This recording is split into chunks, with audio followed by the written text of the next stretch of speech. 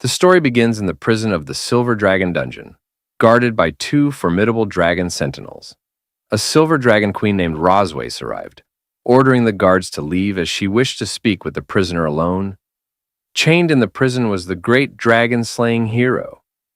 With a sly smile, she asked him how it felt to be a prisoner of the Dragon Clan. His reply was simple. He wanted to die. Amused by his desire for a swift death, she approached him, touching his chin. It wasn't easy for he was both handsome and defiant. Slowly, she traced her sharp nail across his face, making a small cut, savoring the thought of adding more to mar his perfect features. He turned his head away, refusing to let her humiliate him any further. She could kill him or tear him apart if she wished. He only hoped she'd be quicker about it.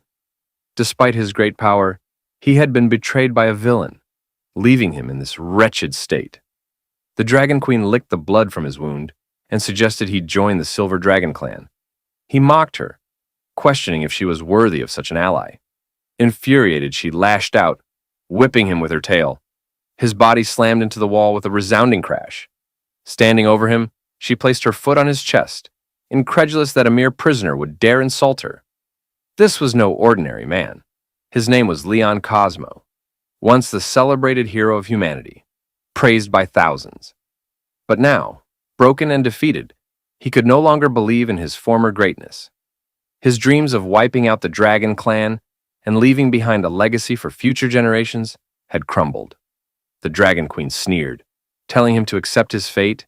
He would die here. She pressed her foot harder into his chest, reminding him that any chance of a future filled with wealth and glory had vanished. Without an heir, he would leave nothing behind. Leon warned her not to underestimate humans. With a swift motion, the Dragon Queen wrapped her tail around his neck, thinking how stubborn he was. As she tightened her grip, she asked if he was ready to beg for mercy. But Leon remained calm, revealing that she had made two critical mistakes from the very beginning. First, he said, you should never have been alone with the most powerful dragon slayer. And second, you should never have tasted my blood. Suddenly, Leon activated a forbidden technique known as the blood curse. The Dragon Queen instantly released her hold on him, stepping back in shock. A strange sensation overwhelmed her, and to her horror, she felt an uncontrollable lust take over her body. She collapsed to her knees, trembling. Leon approached, his eyes cold and calculating. You will live the rest of your life in pain, he declared, a torment that will gnaw at your soul. Her desire intensified, and before she could think, she lunged at him, knocking him to the ground. Leon, taken aback, couldn't comprehend what was happening. The Dragon Queen, consumed by the curse, kissed him, causing him to blush. For the next hour, they were locked in a bizarre and heated encounter. Finally, the blood curse began to fade, and with it, her control over her body returned. She quickly pulled away, confusion and anger in her eyes. What have you done to me? She demanded. Leon calmly explained, the blood curse is a forbidden technique, one that can only be used once in a lifetime. When you tasted my blood, it created a bond between our souls. Once I die, the curse will cause you endless suffering. The Dragon Queen scoffed, still trying to make sense of the situation. If this curse takes effect after death, then why did this happen? She asked. Her cheeks flushed with embarrassment. Leon frowned. It seemed the curse had an unexpected side effect, one even he hadn't predicted. I thought the pain you'd feel upon my death would be the extent of it, he admitted. But apparently, there's more to the spell than I knew. Blushing, the Dragon Queen realized what this meant. Dragons were bound by strict codes of monogamy, and the bond created by the blood curse would doom her future. After Leon's death, she would be unable to take another mate, bear offspring, or explain to the Dragon Clan what had happened. Leon was surprised by the unintended consequences of the spell. The irony wasn't lost on him. She had mocked him for not having a successor, but now, neither would she. She launched into the attack, but Leon stopped her, saying, You don't need to do this. I'm going to die soon anyway. As his eyes began to close, he gave one final request, that the Dragon Queen live with hatred for him, and feel pain for the rest of her life. This was his curse as a human, his parting revenge. The Dragon Queen hesitated, holding back from delivering the final blow. Moments later, Leon breathed his last. She couldn't believe it. This mere human had taken his revenge in such a despicable way. But she wasn't about to let him have the last word so easily. Using her power, she marked Leon's chest with the emblem of the silver dragon. Leon Cosmo had once been a legend, a hero revered by all. At the age of 5, he had killed a vicious dog with his bare hands, an act witnessed by a master dragon slayer passing by. Seeing potential in the boy, the slayer took him in as an apprentice.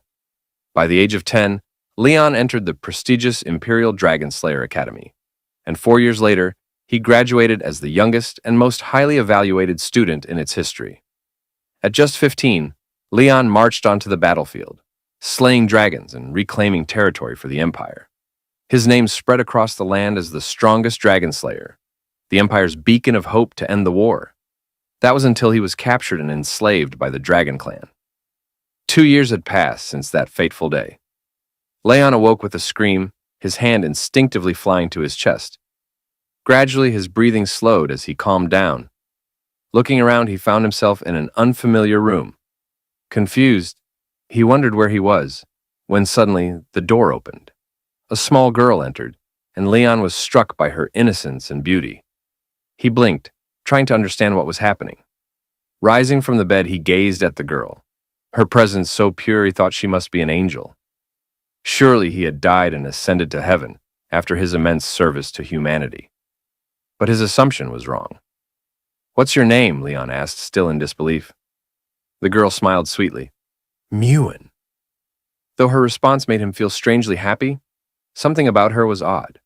Her hair, black and white, seemed unlike anything he'd ever seen. Muin mentioned that her mother told her the name meant the moon, which left Leon confused. Did angels even have mothers? Introducing himself, Leon was startled when the little girl excitedly responded that Leon meant lion. Surprised, he asked how she knew that. She smiled and said it was what her mother had told her. Feeling a sense of unease, Leon asked, "What's your mother's name?" "Rosweiss," Muin replied cheerfully. Leon froze. Hearing the name, he quickly pieced it together.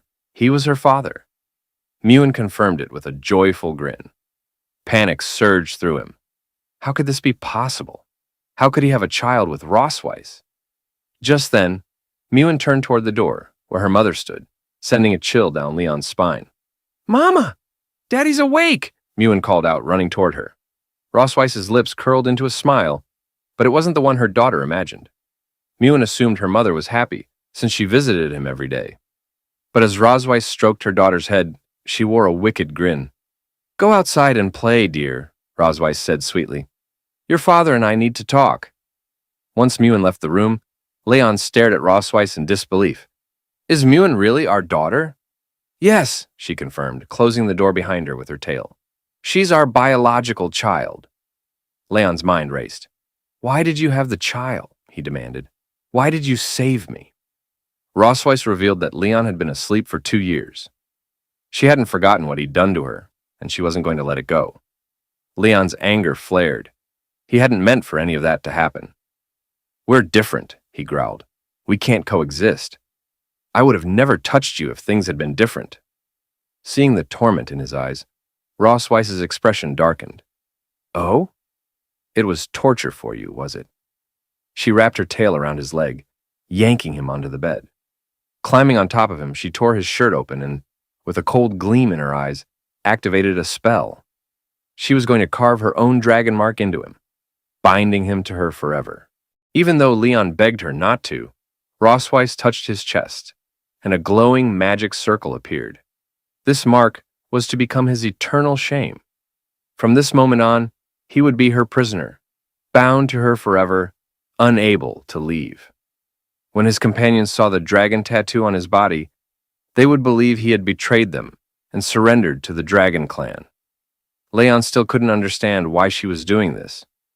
Revenge among the dragon race was a mystery that had baffled human scientists for years. Their vengeance was not just extreme, it was an inhuman, paranoid obsession beyond human comprehension. For the Dragon Queen, it wasn't enough to defeat him. She wanted him to live in shame and suffer humiliation for the rest of his life.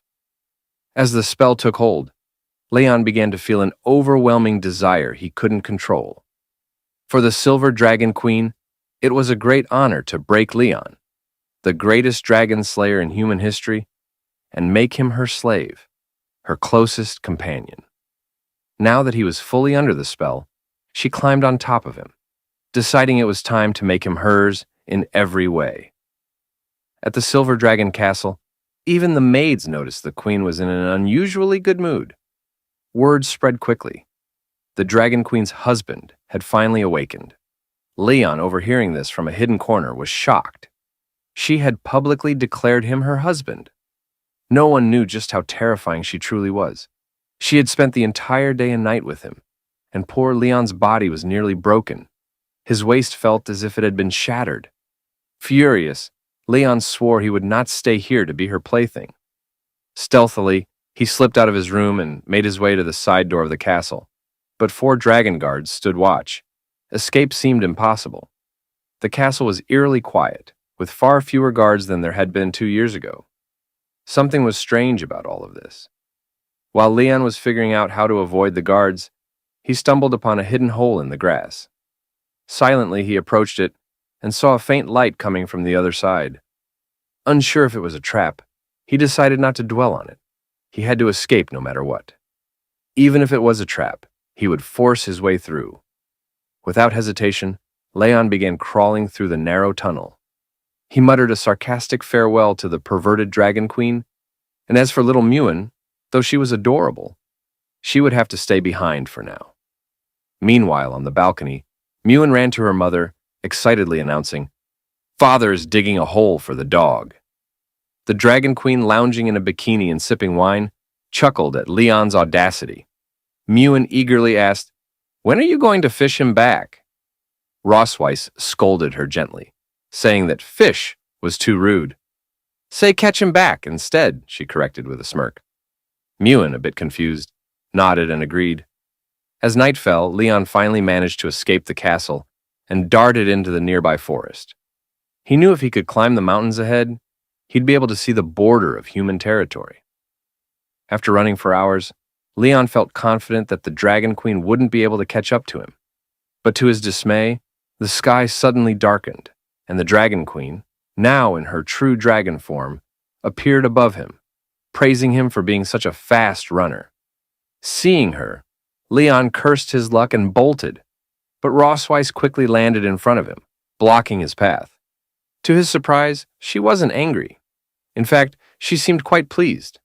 "Impressive, Leon," she said with a wicked smile. "I was the one who distracted the guards for you, and I left that little hole for you to find." Although Leon knew it was a trap, he had no other choice. He hadn't expected her to catch up with him so quickly. Returning to human territory now, marked with the Dragon Queen's seal on his chest, no one would recognize him as a dragon slayer. But Leon didn't care anymore. He was determined to start over as an ordinary man, believing it was far better than being tortured by her. Seeing his defiance, the Dragon Queen spread her wings, furious that he didn't appreciate her kindness. She grabbed him with her claw, and together they soared toward human territory. After 3 hours of flight, night fell, and the Dragon Queen released Leon near the border city of the Empire, sending him tumbling through the trees before crashing headfirst onto the ground. Dazed, Leon's headache vanished when he realized he was close to a human village. The Dragon Queen, now in her human form, confirmed they were indeed within the human empire's borders. For most, the sight of a familiar city brought hope, just one step away from returning to the human world. But for Leon, that hope felt unreachable. Suddenly, the mark on his chest began to glow. The Dragon Queen had neglected to mention an important detail. When one of the 2 bearers of the dragon mark desired intimacy, the mark would compel the other. As she touched his chest, Leon felt an overwhelming heat and desire surging through him, impossible to resist. She had brought him here to demonstrate his shame, forcing him to confront it in front of his homeland. But Leon wasn't about to give up. Grabbing her arm, he decided to bide his time, patiently waiting for the right opportunity to strike back. He swore to repay her double for every humiliation she had inflicted on him. The Dragon Queen, surprised but amused, smiled and agreed to his challenge, saying she would wait for him, dead or alive. As the moon rose, the two of them moved to a tree near the border city of the Empire, their twisted fate bound by the mark and their rivalry. They had been clapping for several hours, leaving the Dragon Queen more than satisfied. Meanwhile, poor Leon was exhausted and quietly crying, drained of both energy and pride. As she touched his chest, she casually decided that from now on, she would bring him back every month to his hometown for more sessions. She was lost in her own thoughts, fantasizing about how to further wear down poor Leon. Satisfied for the moment, the Dragon Queen declared it was time to leave. After all, their daughter was waiting at home. But Leon, his spirit still somewhat intact, stopped her. He refused to be dragged back as her prey. As a dragon slayer, he would walk on his own, with what little dignity he had left. She raised an eyebrow, explaining that it would take 3 hours to fly back to the Silver Dragon Castle at her speed, while it would take a human like Leon 10 days, maybe even half a month to walk. Despite this, Leon stubbornly insisted on going on foot, asking her not to underestimate human endurance. Amused, the Dragon Queen smiled, intrigued to see how long he could hold out. After a while, Leon's steps became slower, his exhaustion clear. She silently followed him, waiting for him to admit he was too tired so she could scoop him up and fly. But Leon, though on the verge of collapsing, refused to admit defeat. Mocking him, she teased, "The only tough thing about you is your mouth." Just then, they spotted several knights from the Dragon Slayer army patrolling nearby. Leon's heart leaped with hope. These men could help him escape her grasp. But the Dragon Queen quickly sensed his thoughts, her aura turning deadly. She warned him with her eyes. If he called for help, she wouldn't hesitate to kill him. One of the knights approached, noticing their presence. "Are you lost?" he asked politely. Leon quickly lied, saying they were simply out for a walk. Deep down, he couldn't bear to involve innocents in his twisted situation. The knight, dismounting from his horse, introduced himself as the captain of the 47th Squadron of the Imperial Dragon Slayers. He pointed out that this jungle wasn't the safest place for a casual stroll due to the dangerous wildlife and species that roamed it. He kindly offered to escort them. Leon panicked, his hands shaking as he quickly thanked the captain for his kindness, insisting that they had learned some self-defense techniques and could handle themselves. In truth, he didn't want the captain to come any closer. The captain seemed to recognize Leon's face, which put the Dragon Queen on high alert. Her eyes narrowed and she subtly began to channel her power, preparing to eliminate the captain if necessary. Realizing the situation was spiraling out of control, Leon acted fast. He grabbed the Dragon Queen's hand and pulled her close to his chest, telling the captain with a nervous smile that he had been mistaken for someone else. He joked that he had such a common face.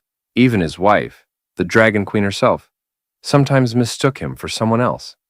Leaning in, Leon whispered desperately in her ear, begging her to play along. He promised that if she helped him get rid of the knights, he would obediently return with her. Amused, the Dragon Queen decided to humor him. Both began to put on a convincing display of affection, with Leon holding her close in a mock display of love.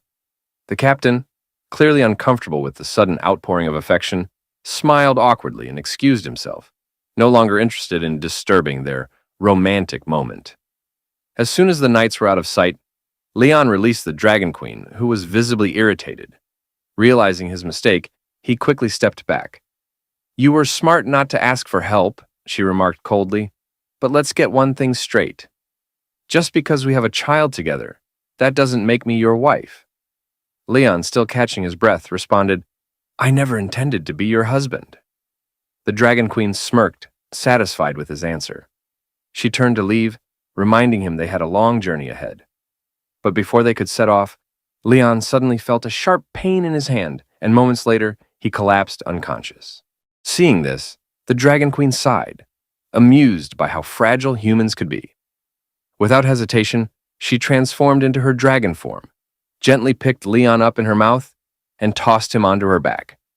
Taking his collapse as a silent plea for mercy, she spread her wings and flew toward the Silver Dragon Castle, pleased with how things had turned out. The next day at Silver Dragon Castle, Leon woke up to find little Mewen sitting beside his bed. Confused, he wondered how he had ended up back at the castle. Mewen cheerfully explained that her mom had brought him back.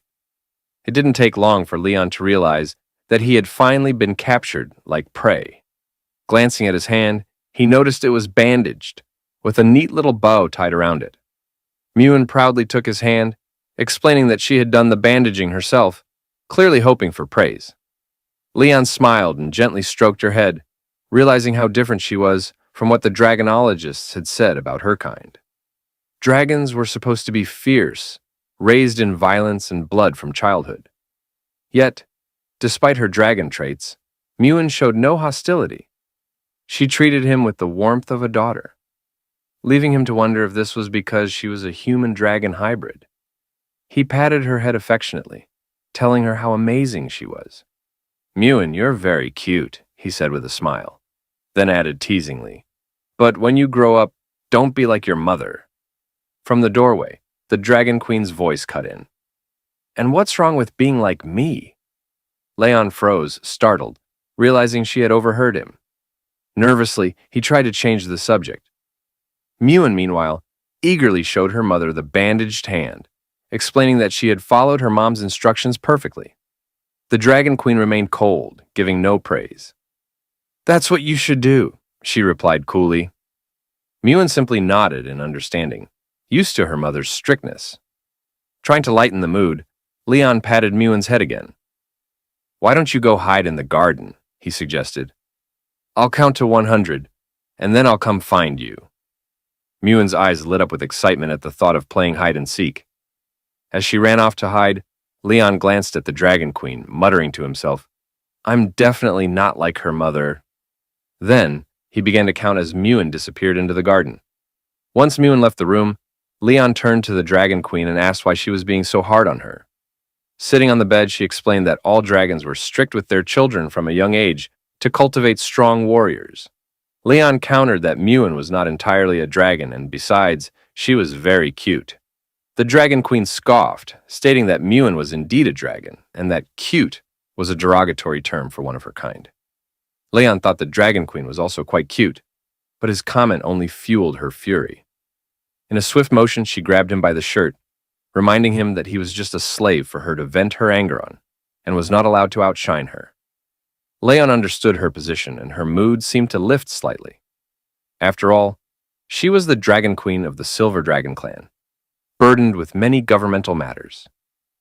As a result, she entrusted him with the responsibility of taking care of Mewen. Leaning in close, she whispered in his ear that Mewen liked him. Feeling overwhelmed, Leon made his way to the fountain, wishing he could escape the responsibility of caring for children, especially as a dragon slayer. Suddenly, he spotted Mewen hiding behind a pillar, clearly underestimating his ability to find her. Pointing at her, he declared, "I found you!" But she remained still, prompting him to question whether she was upset. Apologizing for making her wait, he was taken aback when she suddenly took off running. Leon chased after her, asking, "Why are you running?" Mewen turned a corner, causing Leon to lose sight of her. For him, predicting the mood of a child was quite difficult. He no longer doubted why the Dragon Queen had entrusted him with the task of caring for the little one. Just as he was starting to worry, Mewen appeared behind him and wrapped him in a hug, leaving him surprised. Confused, he recalled that she had just run past him, but Mewen insisted otherwise, explaining that since her dad hadn't found her, she had gone out to look for him. Though still bewildered, Leon decided he must have seen things wrong.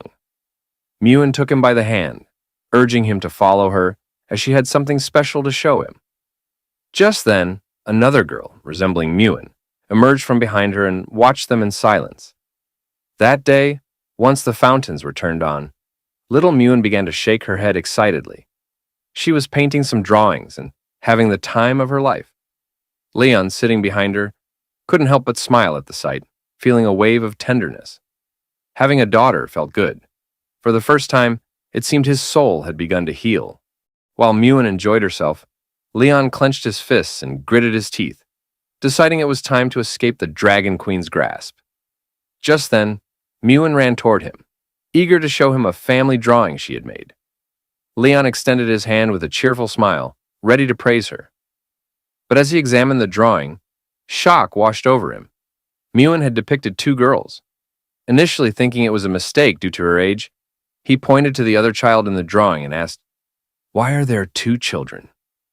With a tender smile, Muin replied, "The other child is my older sister." Upon hearing that Muin had an older sister, Leon panicked. It didn't take long for him to realize that the girl he had seen earlier was not an illusion. The child he had spotted in the garden must be Muin's older sister. He regretted not calling her by name, which had likely caused her to feel upset. However, Muin reassured him that her sister wasn't angry. She was simply a little shy at seeing their dad. Leon rested his hand under his chin, reflecting on the fact that he had never met her before. It made sense that they were unfamiliar with each other. Today was a splendid day, and Leon couldn't shake the feeling that it was all the Dragon Queen's fault for hiding this information from him. He resolved to find her and demand some clarity. Meanwhile, in the Silver Dragon Castle, the Dragon Queen had gone to the library. As she read through some letters, a little messenger dragon arrived with a new message. Just then, the sound of footsteps approaching the library caught her attention. She and the little dragon watched the door intently, and moments later, Leon burst in, clearly furious. He called for her attention as she tucked the letter back into its envelope. With a calm demeanor, she asked him what he wanted. Leon stepped up to the table and explained that he had been playing with Muin and discovered that she had an older sister. He pressed her about when she planned to inform him of this other daughter. The Dragon Queen smiled, somewhat puzzled by his confusion at the revelation. Leon slammed his hand on the table with determination, thanking the Dragon Queen for her hard work. He hadn't expected her to have two children, and it was clear she had put in a tremendous effort. He resolved that, when he returned to the Empire one day, he would add her name to his family tree. The Dragon Queen remained calm, a smile gracing her lips as she asked him if he understood why she hadn't mentioned her older daughter before. Leon speculated that she might be jealous of his closeness with Muin, fearing that Noah would come to see him. The Dragon Queen was somewhat taken aback by his eagerness to meet Noah.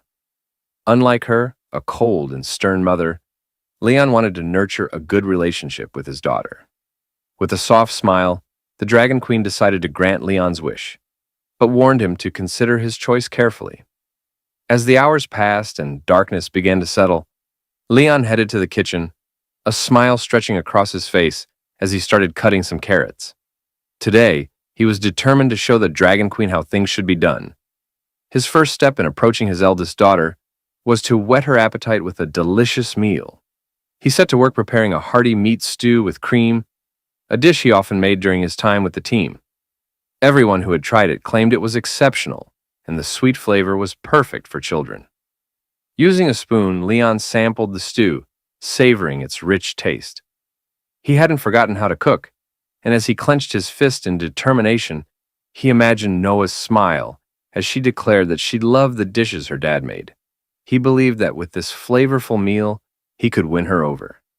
As he stirred the pot, two maids watched him curiously through the window. One of them couldn't help but feel excited. Leon had just recovered from a serious illness, and for the sake of his family, he had taken it upon himself to cook. To the maids, Leon was the epitome of a good husband, one who genuinely cared for his home. Just then, the Dragon Queen and her two daughters entered the kitchen, with Muin eagerly greeting the maids. The Dragon Queen, wanting to create a more relaxed atmosphere for dinner, ordered the maids to take a break. They bowed their heads respectfully and replied, "Understood." As Leon prepared the food and set it on the table, he carried the steaming stew just as the Dragon Queen entered the dining area. Little Muin rushed toward him, drawn by the delicious aroma wafting through the air. With a smile, Leon said, "I heard you both enjoy meat. so I made a special stew and fillet just for you." He hoped that this meal would convey his affection to Noah.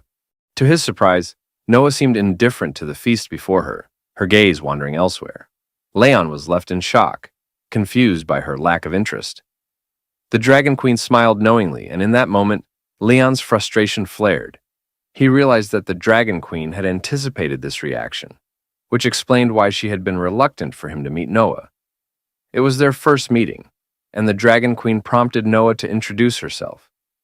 Obediently, Noah replied, "I am Noah, the eldest daughter of the Silver Dragon Queen Rosways," proudly noting that she was 1 year and 2 months old. Dragons were a long-lived race, and young dragons matured much faster than human children. Leon approached her, extending his hand in greeting. "I'm your dad," he introduced himself, hoping to make a good impression. To his surprise, Noah seemed mesmerized by him. Yet he couldn't shake the feeling that her indifference was unsettling. He wondered why she appeared so distant, and whether she harbored any resentment toward him. Noticing the awkward tension, Mewan gently took Noah by the arm and whispered, urging her to engage in conversation so their dad wouldn't feel uncomfortable. But Noah's response stung Leon. "He seems very weak, and I'm not sure he's really our dad." Those words hit Leon like arrows, forcing him to confront the reality of his situation. It quickly became clear that he was facing the first crisis in his new role as Papa Leon. He wipes his face with a cloth, reflecting on the harshness of the situation, convinced that his daughter may actually be trying to challenge him. Despite the difficulties, he steels himself for what lies ahead. Noah firmly rejects something, her determined expression revealing her unwavering resolve. Whatever she is saying no to, it's clear she's standing her ground with conviction. The family sits around a table in an elegant dining room. The atmosphere is tense as they exchange subtle glances, with Mewan quietly seeking help. The twins sit side by side, their similarities apparent, yet their contrasting personalities show even in this quiet moment. Noah eats attentively while Mewan engages in conversation. Leon looks warmly at Noah, asking if she's enjoying the meal, his tone filled with care and curiosity. Suddenly, the peaceful atmosphere is shattered as Noah cries out, and Leon, sitting at the table, reels in shock from the unexpected outburst. Watching the scene unfold, Roswazek covers her mouth in amusement, clearly entertained by the chaos. Mewan, noticing her mother's laughter and joy, curiously asks why she's so happy. Leon joins in, laughing along with the others, expressing how being surrounded by family fills him with joy. Mewan excitedly asks if their father will join them for dinner every day, her face glowing with hope. But Noah, with a serious expression, quickly rejects the idea, making her stance clear. Puzzled, Mewan asks why her sister doesn't want them to eat together daily, struggling to understand her reasoning. Their mother calmly questions the urgency of joining a prestigious academy designed for dragons, wondering why her daughter is in such a rush. With confidence, Noah declares her desire to defeat even more dragon subordinates, her determination shining through. Meanwhile, Leon, wiping his face in disbelief, begins to realize she might even be planning to surpass him someday. Gently, he warns her about the dangers of battling fierce dragons, worried for her safety given her young age. Annoyed, Noah crosses her arms and insists she's not a child, much to her father's exasperation.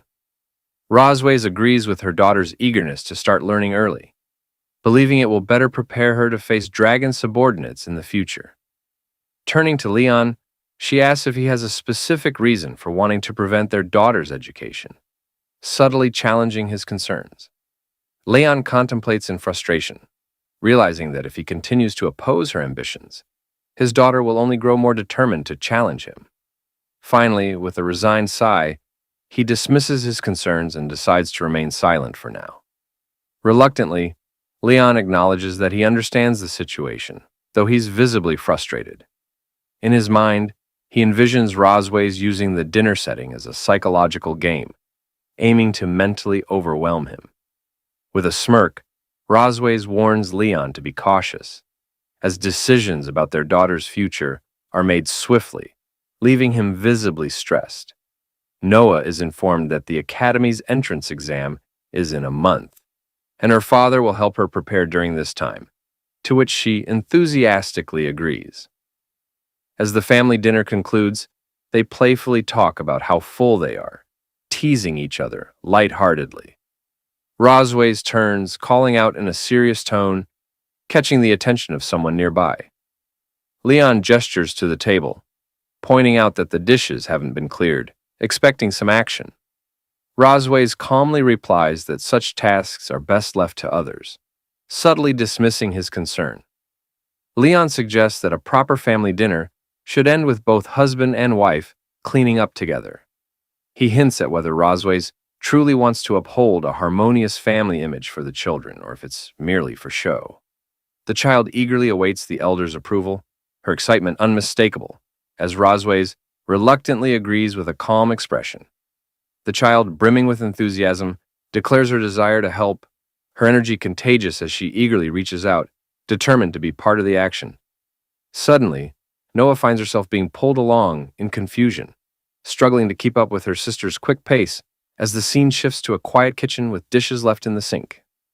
Rosways confronts Leon, asking pointedly when he plans to lend a hand. Leon crosses his arms and sternly reminds her of something he told her 2 years ago.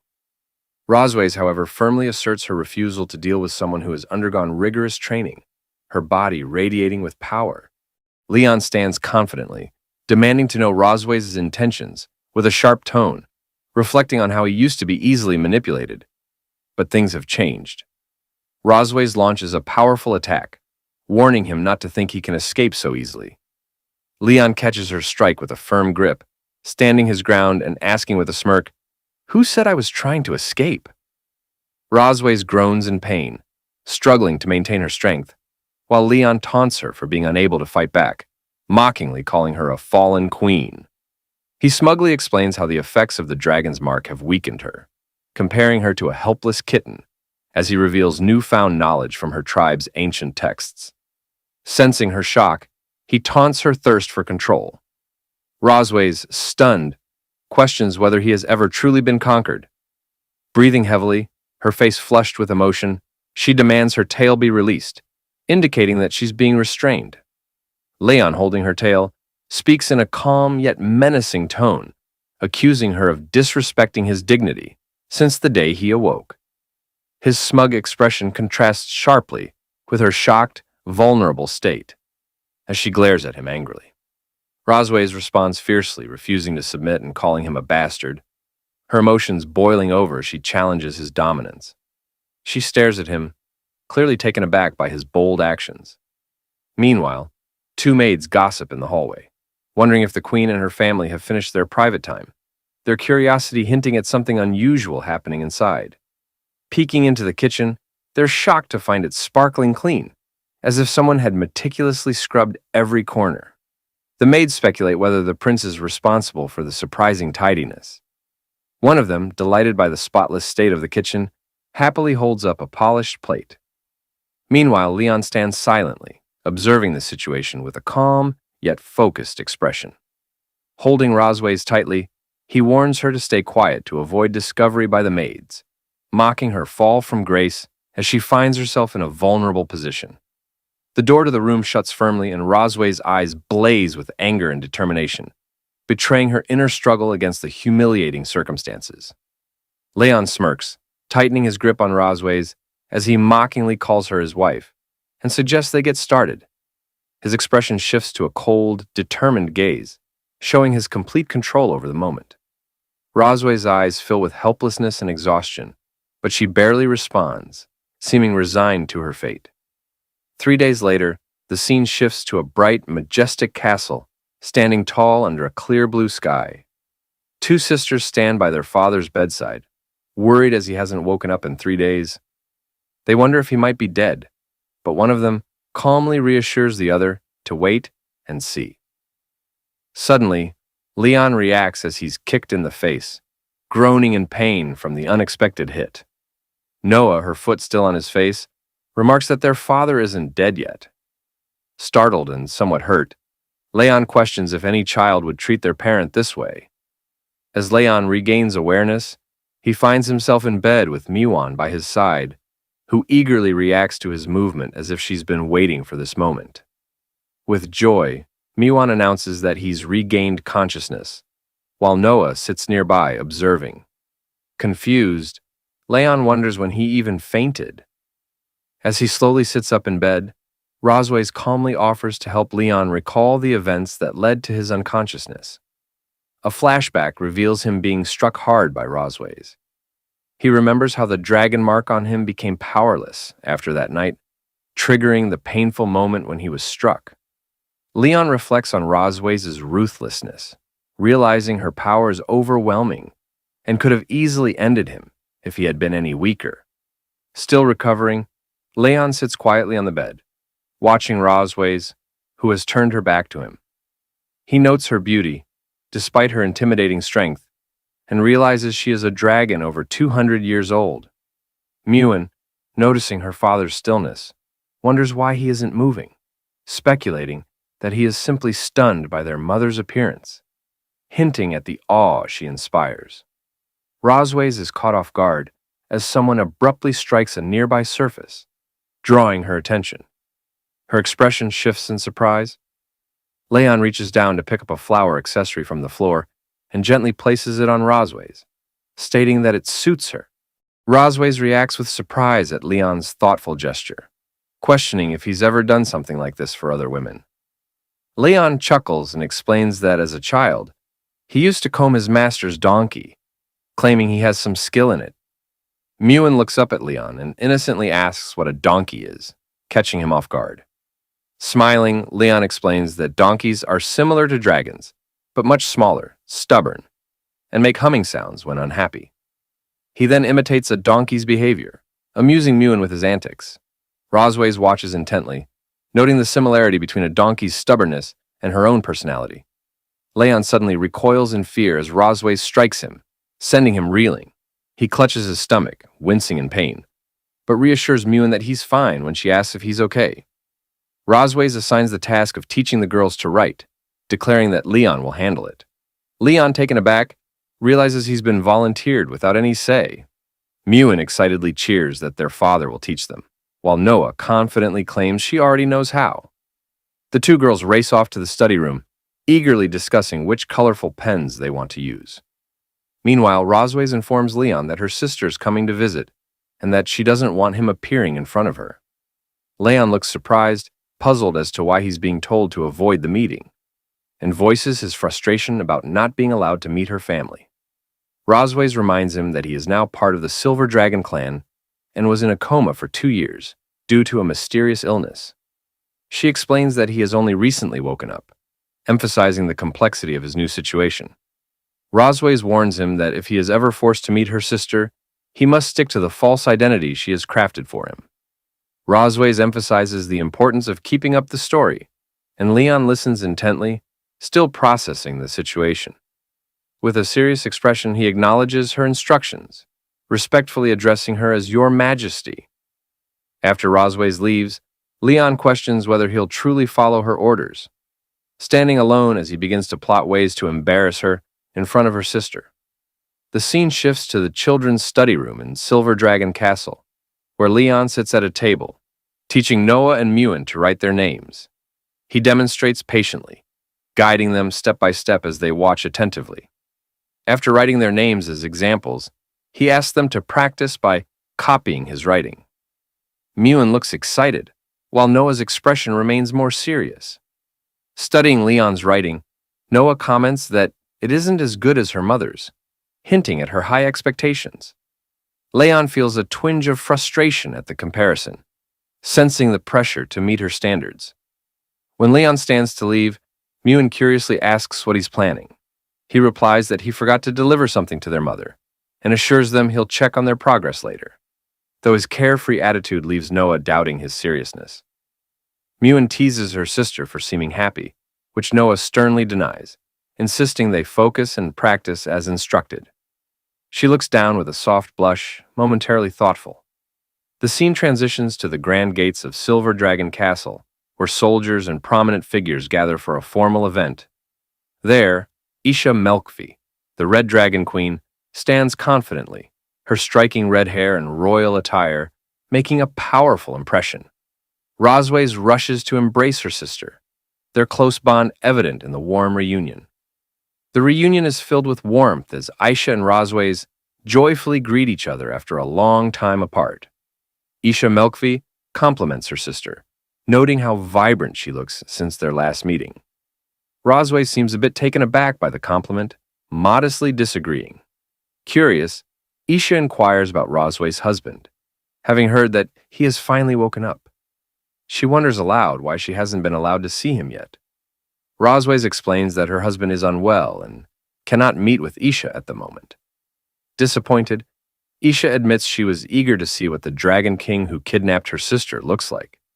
With a teasing tone, she hints at the dynamics of Rosway's relationship, suggesting that their quick marriage and child imply a strong bond. Rosways becomes defensive, firmly rejecting the notion that marriage and children necessarily signify a good relationship. She firmly denies any attraction to her husband, both in the past and for the future. Aisha smirks, commenting on her sister's toughness, recognizing that her strong personality remains unchanged. Rosways cheerfully suggests they take a walk in the garden to chat, showcasing their strong bond. Aisha agrees, allowing her sister to lead the way. The sisters stroll together, smiling and enjoying each other's company. Meanwhile, Leon observes the two sisters from a distance using a telescope, recognizing Rosway's sister. He watches intently, gathering information as he studies them from afar. Determined to test the range of the dragon pattern, he seeks to discover how far its power can extend. As Aisha and Rosways wander through a beautiful garden filled with blooming roses, they discuss the recent instability within the Dragon Clan. They note that the Red Flame Dragon King has been particularly active lately, raising concerns among them. Rosways is taken aback when she hears the name Constantine mentioned in connection with the recent turmoil. She questions her sister, recalling that Constantine has been missing for years. Isha speculates that he may be attempting to expand his territory, using the current chaos to his advantage. Suddenly, Rosways reacts in shock, her body glowing with energy as something unexpected occurs. Her eyes widen as she senses something unusual happening around her. Noticing the change in her sister's demeanor, Aisha asks, "What is wrong?" Rosways quickly brushes it off with a smile, assuring her sister that nothing is amiss and encouraging her to continue speaking. However, Rosways can't help but think about the Dragon Slayer, reminiscing about past incidents. In her thoughts, she mutters a frustrated remark about Leon, referring to him as a damn Dragon Slayer. Clearly irritated by his actions, Isha grows serious and advises that they strengthen the border defenses. She mentions sending someone named Shin Long to keep in touch in case there are any new developments. Rosways senses something and becomes alert as she thinks to herself. At that moment, Aisha notices her change in demeanor and asks, "What's wrong?" Rosways tries to dismiss her concern, replying, "Nothing, sister. Please continue." However, in her mind, she curses someone, muttering, "Damn Dragon Slayer." Isha continues talking, stating that they need to strengthen the border defenses and that she will send someone to contact her if there are any developments. Amused by the idea of the dragon pattern, Isha mentions how young people are casually playing around with it. Meanwhile, Leon reclines comfortably in a chair, contemplating how long Rosways can endure the effects of the dragon pattern. Suddenly, the door bursts open, and Rosways storms into the room, clearly upset. She grabs Leon by his collar, accusing him of deliberately activating the dragon pattern to embarrass her in front of her sister. Seeing Rosways' anger, Leon quickly decides to play innocent and fool her. He looks affectionately at her, making a pitiful face as he gazes into her eyes. "Is it wrong for me to want you?" he asks. Rosways is taken aback and lets go of his collar, her face turning red as a tomato at his unexpected words. To hide her reaction, she covers her face with her hand. Leon smiles to himself, thinking with surprise that his act seems to be working. He wonders if, at the very least, she's disgusted with him now. Blushing, Rosways turns away and calls him shameless, reminding him that he's just a defeated prisoner who shouldn't be speaking such nonsense. She tells him to put away his dirty thoughts. Leon remains silent, smiling calmly, while Rossweiss glances at him with a flushed face, thinking, I came here to confront him, so why did his words throw me off? She leaves with an angry blush, warning him that he got lucky this time. But if he tries something like this again, she won't let it slide. Leon, with a teasing look, thinks to himself how terrified he is, amused that a single word could leave her so flustered. He reflects that the dragon pattern really is powerful. As he ponders, his face warms, and he realizes his heart beats faster whenever he thinks of her. Composing himself, he mutters, Cosmode, wake up. Stop thinking about nonsense. He reminds himself that the kids are still waiting for him to return. But it's clear that he and Rossweiss are beginning to feel something for each other, marking a new turn in the story. In the study room, Noah practices writing diligently, while Muen, slacking off, wonders aloud why Dad hasn't come back yet. The romance between Leon and Rossweiss begins to reach a new stage, adding twists and surprises to the plot. Later that night at Silver Dragon Castle, Aisha waves goodbye to Rossweiss, saying she'll head out tonight. Rossweiss, waving back, reminds her sister to be careful on the road. Aisha transforms into her red dragon form, playfully asking Rossweiss to let her meet her husband next time. Rossweiss agrees, promising they'll have more time to talk. As Aisha, accompanied by her knights, flies back to her own castle, Rossweiss watches her sister's departure with a pensive look. I thought there'd be some trouble in this chapter, she thinks. But it seems Aisha's departure wasn't quite what I expected. Who knows what the future holds for this family's mischief? With a serious expression, Rossweiss grits her teeth, staring ahead with determination. Damn, Dragon Slayer, she thinks. He still hasn't learned his lesson. She decides tonight will be different. Meanwhile, Leon, on the other side of the castle, sneezes repeatedly, wondering if someone's talking about him. He settles down to read The Story of the Young Dragon as a bedtime story for Noah and Muen. As he reads, the girls drift off to sleep, looking absolutely adorable. Smiling, he quietly closes the book, gently tucking them in and whispering, Don't catch a cold. Leon slowly exits the room, taking care not to disturb his sleeping daughters. Just as he shuts the door, Rossweiss suddenly slams her hand against it with a loud thud, startling him. Her serious expression catches him off guard as she asks, Where are you planning to go? With an awkward look, Leon glances at her. Is your sister gone? He asks. With a sly smile, Rossweiss replies, We still have things to settle tonight. She grabs his collar, dragging him forward with determination. Leon protests, but she pulls him along, ignoring his resistance.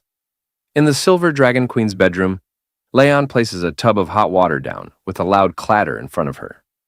The hot water's ready, he says, looking at her with a hint of exasperation. What do you need it for? Rossweiss stretches her legs out in front of Leon, looking at him with an air of superiority. I'm exhausted from walking all day, she says. Wash my feet. Leon stares at her, stunned. His expression shifts to serious disbelief as he takes in her request. Rossweiss, with a commanding look, adds, Enough with the nonsense, just do it. This is your punishment for today. Sighing in frustration, Leon removes her heels, thinking to himself, I'm a dragon slayer, and now I'm reduced to being a foot-washing servant for a dragon. As he looks down at her feet, he can't help but wonder just how many dragon slayers have fallen under them. Rossweiss notices him staring and frowns. What is he thinking, she wonders. A blush creeps onto her face as she begins to suspect he might have a strange fascination. Before she can say anything, Leon grins mischievously and plunges her feet into the hot water. Get down here, he says half playfully. The water is scalding, and Rossweiss immediately recoils, her expression shocked. She kicks him under the chin, shouting, It's too hot, you fool! Her kick sends him flying back, and Leon hits the ground, coughing up blood. With a cold, piercing look, Rossweiss steps onto his chest, pinning him down. You did this on purpose, didn't you? She asks icily. Trying to get back at me?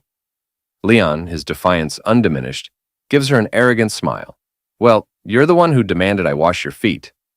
Rossweiss's cheeks flush as she looks down at him. Seems you still haven't learned your lesson, she says, slowly dragging her foot down his chest. Her tone drops to a mocking whisper. I bet you never thought you'd end up beneath a dragon. As Rosweiss presses her foot down on his lower body, Leon feels a wave of conflicting emotions. His face flushes from her touch, and in a strained voice, he tells her to stop. He's torn between the humiliation of the situation and an odd sense of comfort. Rosweiss, smirking with a touch of arrogance, leans in. I'm curious, she says coolly. Just how long can you endure this? Leon, still flushed, glances up at her defiantly. I won't give in to this dragon's games, he thinks, steadying himself. With a sudden move, he catches her leg, and as he stands, he grins confidently. I've had pigs' trotters, cows' trotters, goats' trotters, but dragons' trotters. Now that's something new.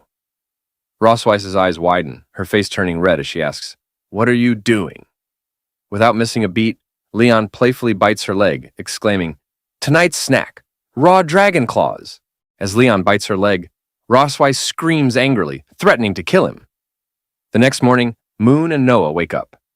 Noah is fully alert, while Moon is still half asleep. When Rosweiss enters the room, her leg wrapped in bandages, Moon notices and asks, Mom, why are you limping? Rosweiss brushes it off, replying, It's nothing. Meanwhile, Leon sports a bandage on his cheek. Noticing it, Moon turns to him, asking, Dad, why do you have bruises on your face? Mirroring Rosweiss's posture, Leon folds his arms and says, It's nothing.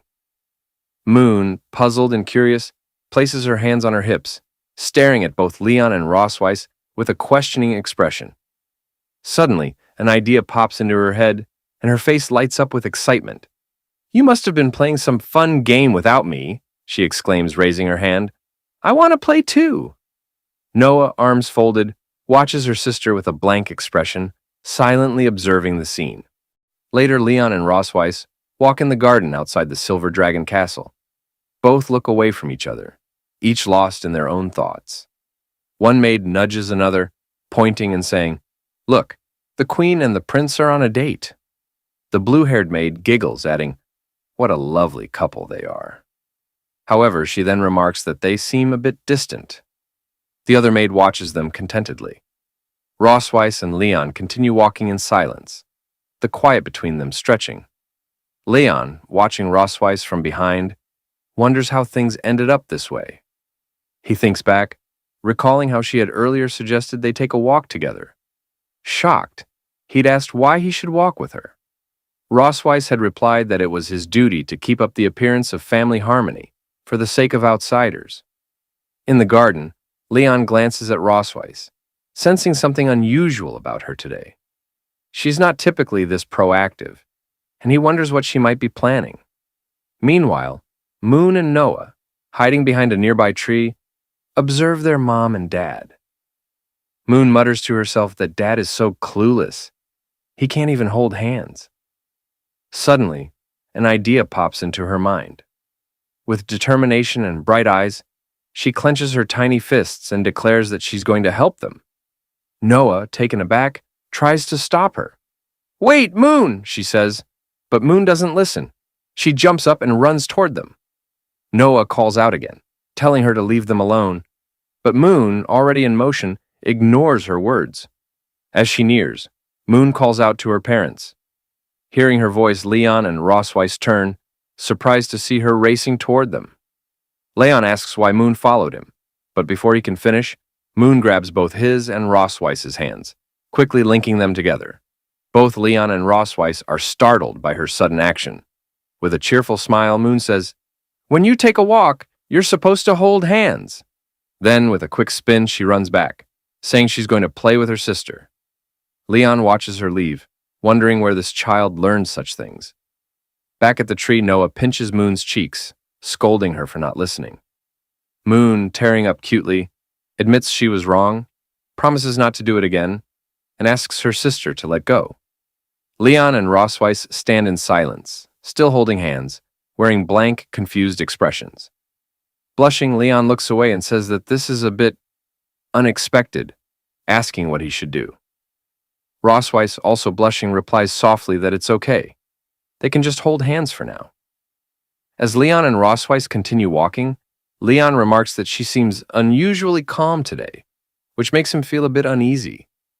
Rossweiss responds with a smirk, saying it seems like she's finally tamed him, and now that they're getting along, he's the one who feels unsettled.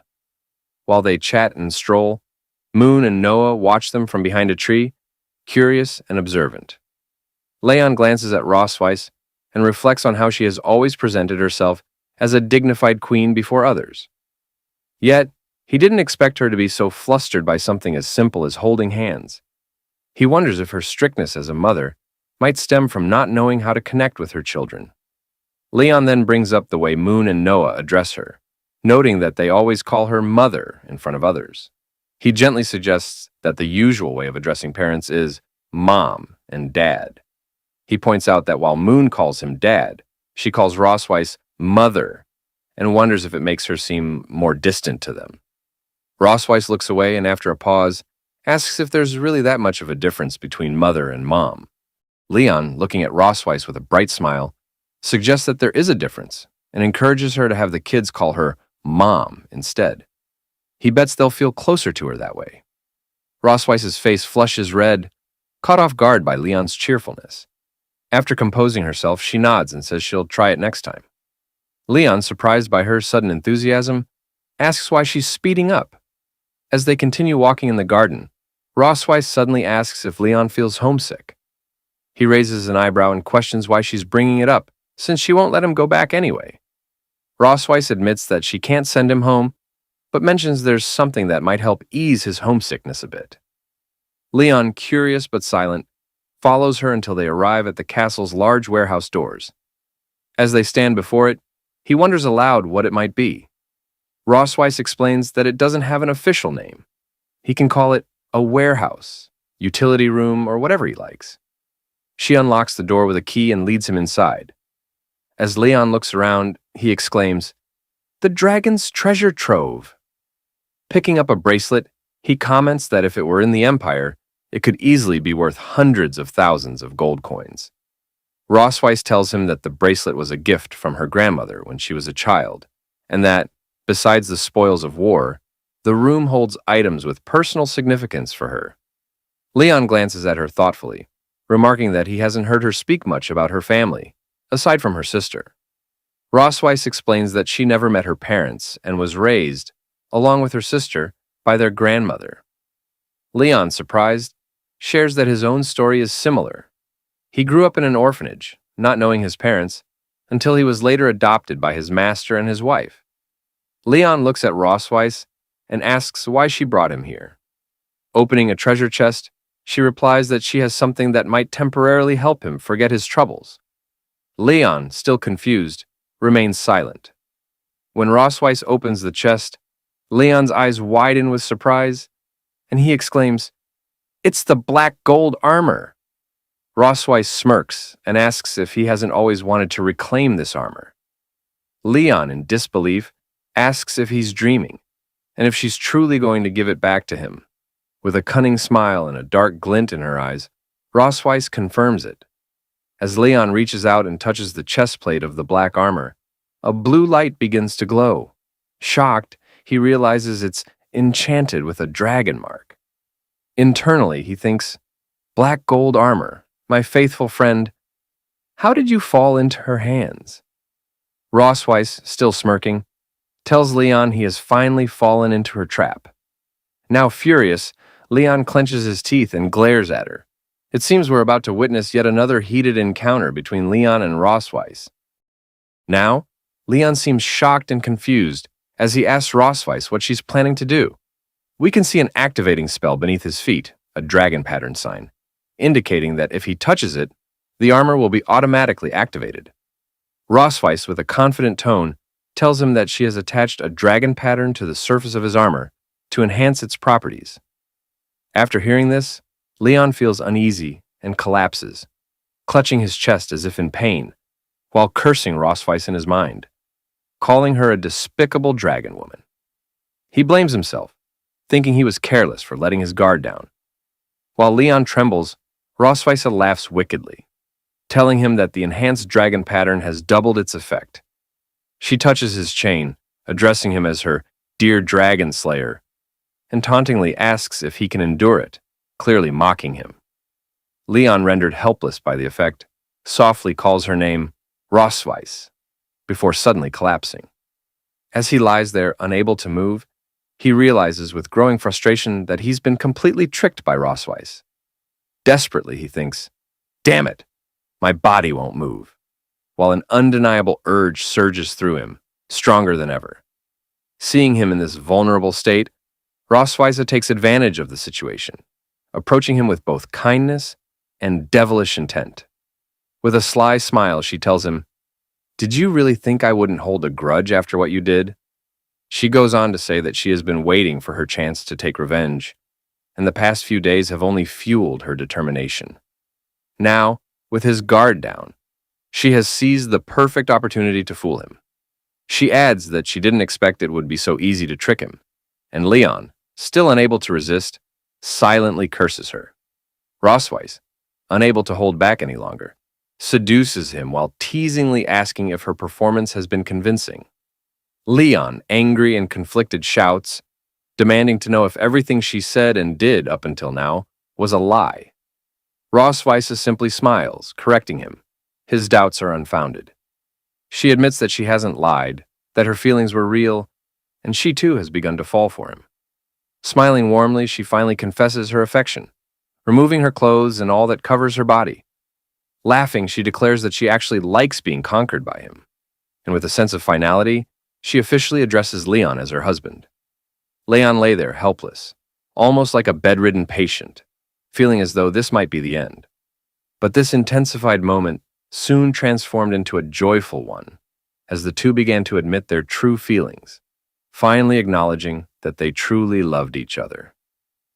After a while, Leon, our lucky protagonist, happily sighed, relieved that it was over. Dramatically, he looked up, while Rossweiss watched him with a content expression.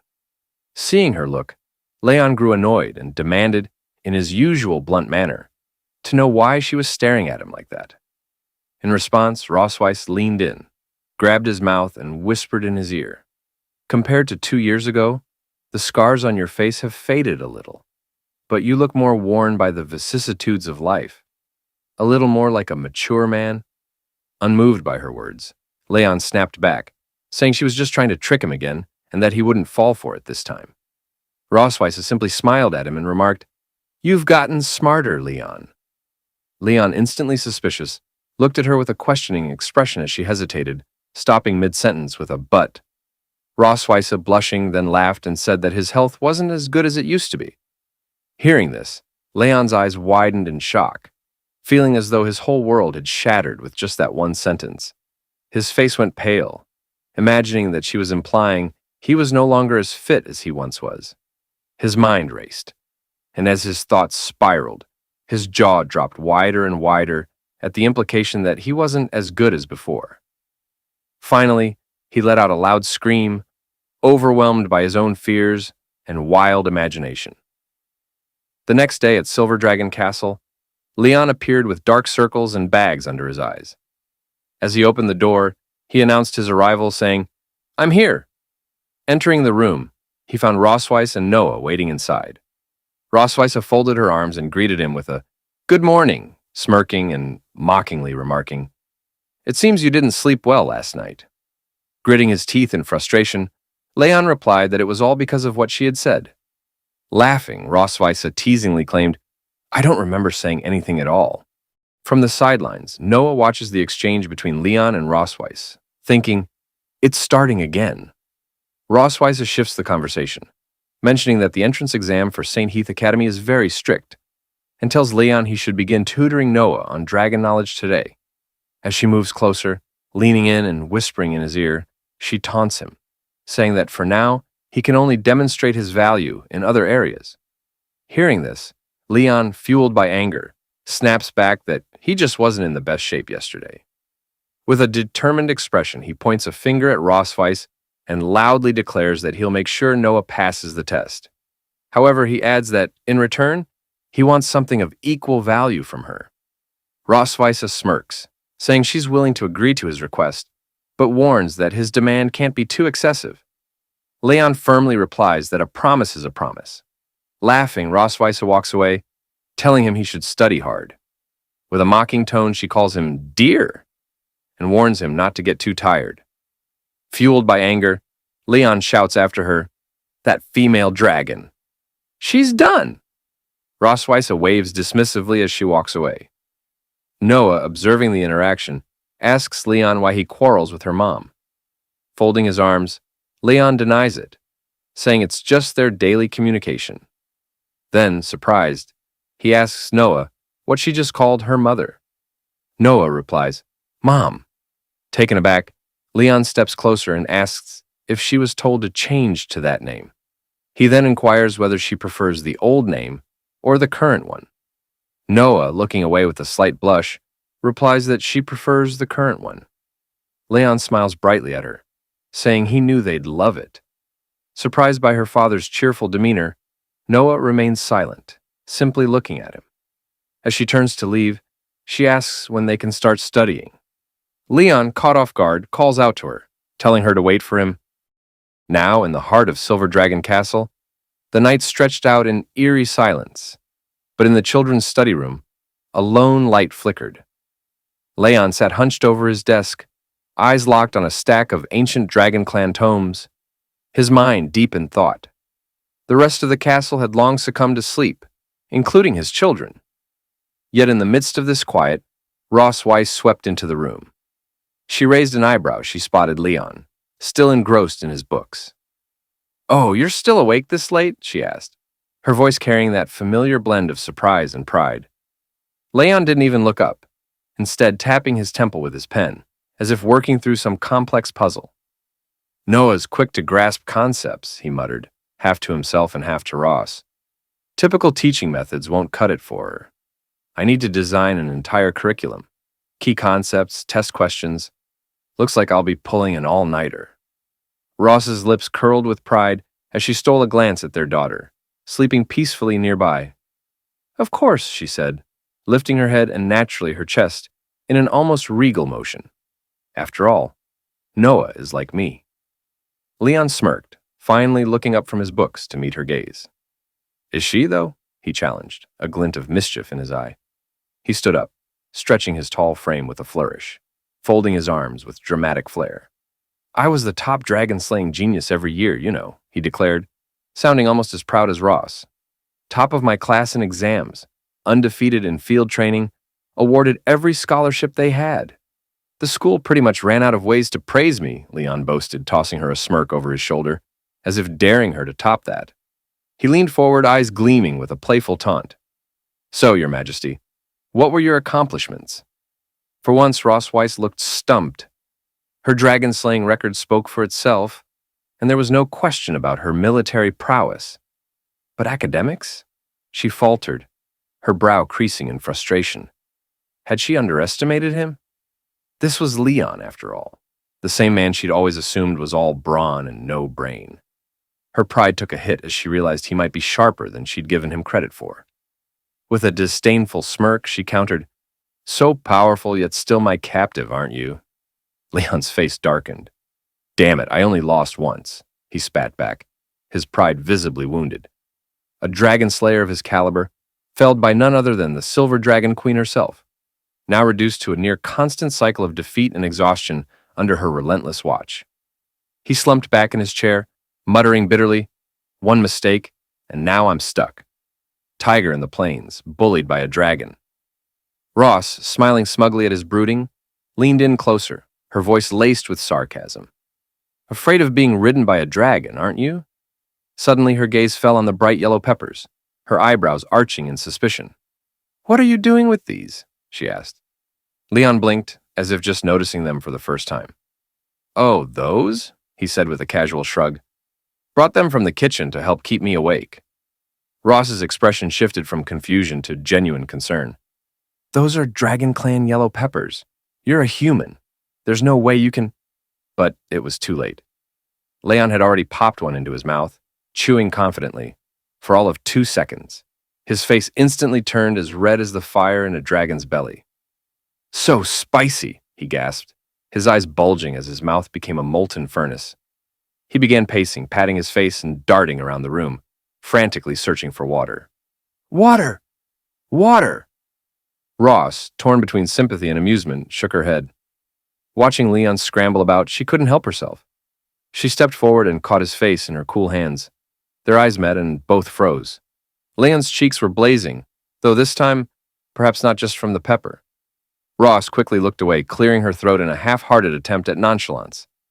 My hands are cool, she said, her voice casual, but not quite. It might help. As her fingers rested against his flushed cheeks, Leon's panic gradually melted into a strange, unexpected calm. Her touch was gentle, easing the pepper's searing heat in a way that didn't sting or shock but soothed. He closed his eyes, letting the coolness of her fingertips wash over him, the burn slowly fading. Despite himself, Leon felt an unexpected sense of comfort from the simple gesture. Thank you, he murmured, reluctantly pulling back, though the warmth on his face lingered, now mixed with an undeniable blush. Ross dropped her hands and stepped back, her expression unreadable as she turned to leave. Get some rest, and try not to eat the peppers again, she said, sarcasm slipping in as she moved toward the door. Leon nodded, muttering a half-hearted, Yeah, got it. But his gaze lingered on her as she left. When she was gone, he groaned, fanning his cheeks, as if the memory of her touch might be hotter than the pepper itself. Yet reality soon crashed in as he recalled her usual treatment. His arms crossed defensively. Squeezes you dry, then blames your lack of endurance when you can barely stand. He scowled. You can't go soft on her, or you'll end up bedridden. Determined, he grabbed a book and began flipping through the pages, searching for a solution to his problem. After a few minutes of browsing, his eyes lit up. Black Dragon Pill. A highly effective body-strengthening elixir, nourishing and stabilizing the core. Jackpot. Perfect, he muttered, his eyes alight with excitement as he stared at the entry, as though he'd found treasure. A broad grin spread across his face, and with renewed hope, Leon began preparing himself to work on his resilience. The next morning was unusually bright and sunny. Outside the window, a pair of birds, one small and yellow, the other large and white, sat on a branch, chirping back and forth like they were deep in conversation. Inside, however, the atmosphere between Leon and his daughter Noah was far less harmonious. He sat across from her, grading her test with a carefully suppressed grin. Noah, he began, trying to keep a straight face, I just finished grading the test you took. Out of a possible 100 points, care to guess what you got?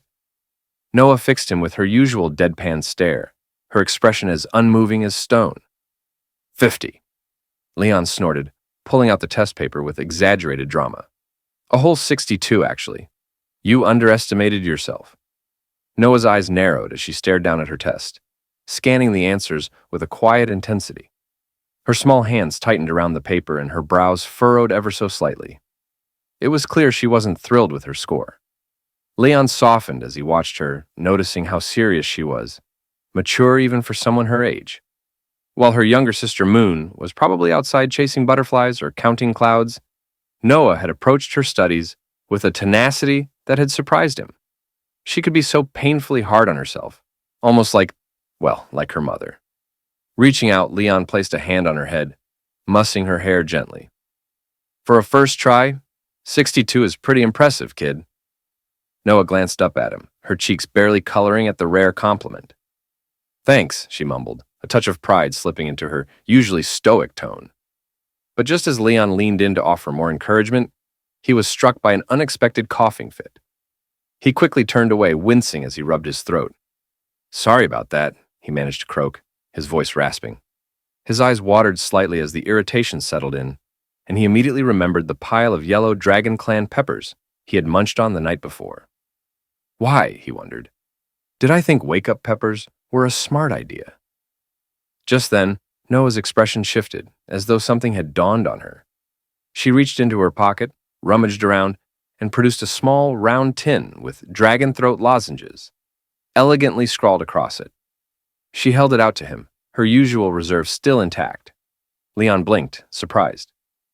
Is this for me? Noah's face didn't change, but there was a barely perceptible flicker of embarrassment in her eyes. Mom said to give it to you, she said, her voice just a little colder than usual, as if distancing herself from the kindness. A grin spread across Leon's face as he popped one of the lozenges into his mouth. The soothing mint cut through the scratchiness in his throat almost immediately. "Well, tell your mom thanks from me," he said, giving Noah a meaningful look. Like mother, like daughter, he thought, amused. Cold on the outside, but with small gestures of warmth that slip through when they think no one is watching. The lozenge melted away in his mouth, bringing welcome relief to his pepper-ravaged throat. Leon turned back to Noah, feeling his energy restored. "Now, where were we?" Noah's gaze grew sharp again, her serious side kicking back in. "You said we'd go over the questions I got wrong." Leon laughed, feeling a surge of pride as he watched her. "Right you are, Noah." In the Silver Dragon Castle kitchen, Leon is up to something intriguing. Let's find out what it is. The maids dutifully bring the items he requested, their movements precise and efficient. One of them, addressing him as Lord Prince, politely informs him that all the herbs he asked for have been delivered. Acknowledging her words with a nod, Leon gestures toward a specific spot on the table.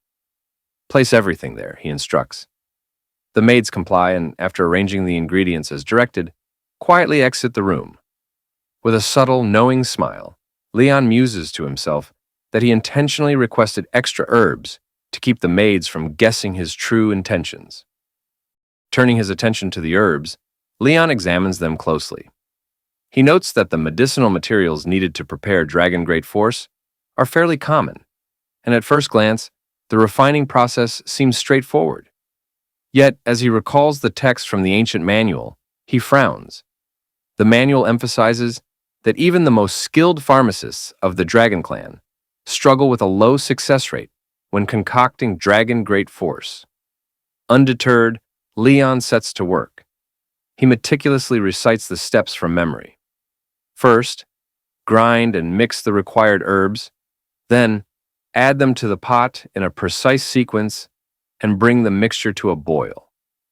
His movements are methodical, his focus unwavering as he works tirelessly for several hours. But as time passes, frustration begins to mount. Finally, Leon throws his head back and lets out a loud, anguished scream. "It failed again!" he exclaims, his voice echoing through the kitchen. Staring at the ruined concoction before him, his shoulders sag. "I followed the instructions from the book perfectly," he mutters under his breath, his gaze fixed on the charred remnants of his latest attempt. "Every time, I get to the final step, drug purification and separation, and it all falls apart." Leon presses on, refusing to let frustration take hold. He mutters to himself that the high-temperature separation method described in the book is a delicate balancing act. Too high a temperature destroys the drug, while too low a temperature fails to purify it. Shaking the drug jar in his hand, he grumbles that achieving the precise separation effect manually is nearly impossible without professional instruments. As he continues, Leon remembers his master's words. If one way doesn't work, look for another. Inspired, he begins to consider alternative methods for separating the medicinal residue. Suddenly, the sky outside roars with thunder, a reminder of the storm brewing overhead. Glancing up, Leon notices the dark, turbulent clouds and comments, "Looks like it's gonna rain soon." Rising to close the windows, he pauses, captivated by the echo of thunder rumbling through the air. The sound stirs something in his memory. As Leon ponders the concepts of lightning and thunder, his thoughts take a sharp turn.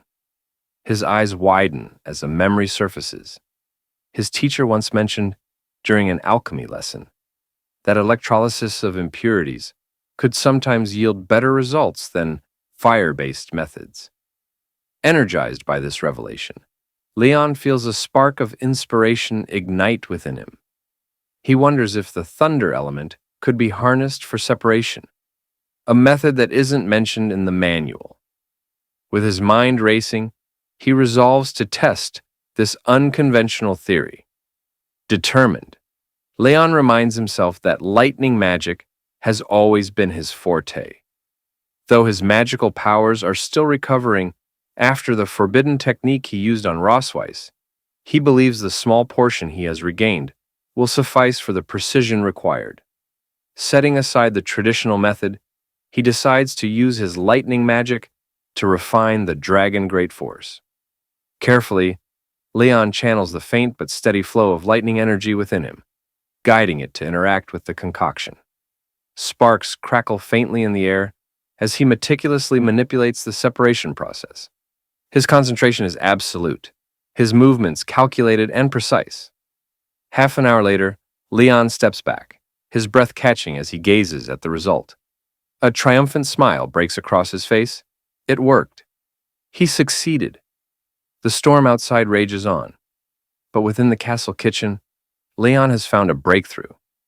Holding the finished dragon force in his hand, Leon finally feels a wave of accomplishment wash over him.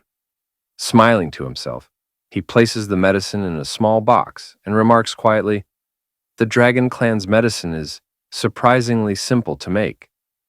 Just then, Muan, his adorable daughter, bursts into the kitchen. Her wide eyes immediately spot the small, chocolate-like rounded object in Leon's hand. Curious, she tilts her head and asks, "Dad, what are you making?" Leon glances at her, momentarily distracted.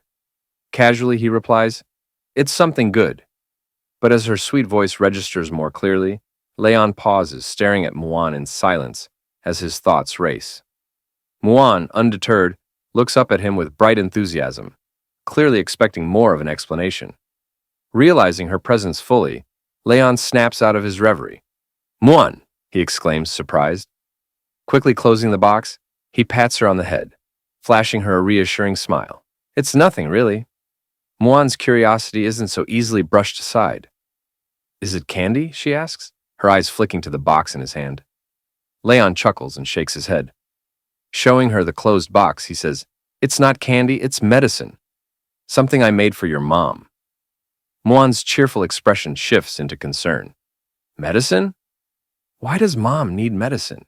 Is she sick?" she asks, her voice tinged with worry. Placing the box into his pocket, Leon kneels to her level and pats her head again. No, he reassures her gently. "Your mom's just been very busy lately. I thought I'd make something to help nourish her." "Don't worry, okay?" Internally, however, Leon smirks at his own deception, thinking, "Actually, this is for me. I'll need it to recover properly." Muan seems satisfied for the moment, but still looks at him earnestly. "Dad, you have to take good care of Mom, okay?" Leon smiles warmly at her. "Of course," he replies. "That's what a dad should do." But inwardly, his thoughts take a mischievous turn, his dark expression concealed behind his calm demeanor. "Once I've fully recovered, I'll definitely take very good care of her," he muses, a quiet chuckle escaping him. Stormy night with heavy rain and loud thunderstorms, Leon sits in his bedroom, absently tossing the medicine box in his hand. Though he successfully cultivated the dragon great force, he can't help but question whether the dragon clan's nutritional supplements might have adverse effects on humans. Catching the box midair, Leon frowns and mutters to himself that he'll have to set it aside for now. Rosweiss is surprised, almost incredulous, that Leon managed to create medicine in such a simple environment. Looking at him with her usual air of superiority, she extends her hand and, in an arrogant tone, demands, "What did you refine?" "Let me see it." Leon hesitates, his grip tightening on the medicine box. Meeting her gaze, he sighs and reluctantly hands it over. "Even if I refused, you'd just resort to violence and take it anyway," he mutters, a trace of exasperation in his voice. Rosweiss takes the box, examining its contents. A faint smile graces her lips as she looks at the dragon great force. "Impressive," she says. "You've managed to refine such a perfect dragon great force under these conditions." "Truly remarkable, Leon." "What's that saying? The man of letters and the man of arms?" Leon blinks, surprised. Internally, he marvels. She didn't mock me this time? Closing the box with a click, Rosweiss hands it back to him. "You can keep this," she says firmly, "but you can't take it." Leon catches the box, confusion etched across his face. "Why not?" he asks. Rosweiss locks eyes with him, her gaze steady. "As a tonic for the dragon race, the medicine is far too potent for a human body," she explains. Leon frowns, his expression darkening. Is it really that powerful? He asks, skepticism creeping into his voice. Her serious tone doesn't waver. Yes, it is. As a human, you cannot withstand its effects, she reminds him, her voice softening slightly. But Leon's pride flares. Pulling the dragon great force from the box, he smirks arrogantly. I've defeated countless dragon kings without the power of a dragon, he boasts. Why would I fear a single pill? Rossweiss's eyes widen in alarm as Leon forcefully swallows the pill. With a defiant grin, he declares, Courage is the hymn of mankind. Leon, Rossweiss shouts, her voice laced with concern. But the effects of the pill are immediate and devastating. A surge of power floods Leon's body, his senses heightening to dangerous levels. He clenches his chest, agony twisting his features as he collapses to his knees. You reckless idiot, Rossweiss yells, anger and worry blending in her voice. Do you know how rarely I use healing magic? She rushes to him, casting a spell to stabilize him. Let me try to break down the pill's effects, she says urgently. Leon, however, shakes his head, his darkened expression filled with determination. Gritting his teeth, he grabs her hand, stopping her mid-spell. Leon, don't move! Rossweiss pleads, her voice rising in alarm. But it's too late. Thunder and lightning erupt from Leon's body, engulfing him completely. Bearing the searing pain, Leon grits his teeth and manages to speak through the storm of energy. Rossweiss, he growls, his voice steady despite the agony. Look carefully. He meets her gaze, his eyes burning with resolve. This is the courage and determination of mankind. Despite her protests, Leon endures the excruciating effects of the dragon great force alone, his body crackling with raw power. The storm intensifies around him, and Rossweiss can only watch, stunned and helpless, as Leon endures the excruciating power alone. Thunder roars, and lightning dances wildly in the small space, illuminating Leon's figure in bursts of light. His screams echo through the room as the pain reaches its peak. Having pushed Rossweiss away earlier, she is unable to help him now. Shocked, she watches in awe and horror, her mind racing. Then, it dawns on her. Leon is using lightning magic on his own body. Rossweiss stares in disbelief, trying to comprehend what Leon is doing. After what feels like an eternity, Leon finally stops channeling his lightning magic. The raging storm around him begins to subside, and the room grows eerily quiet.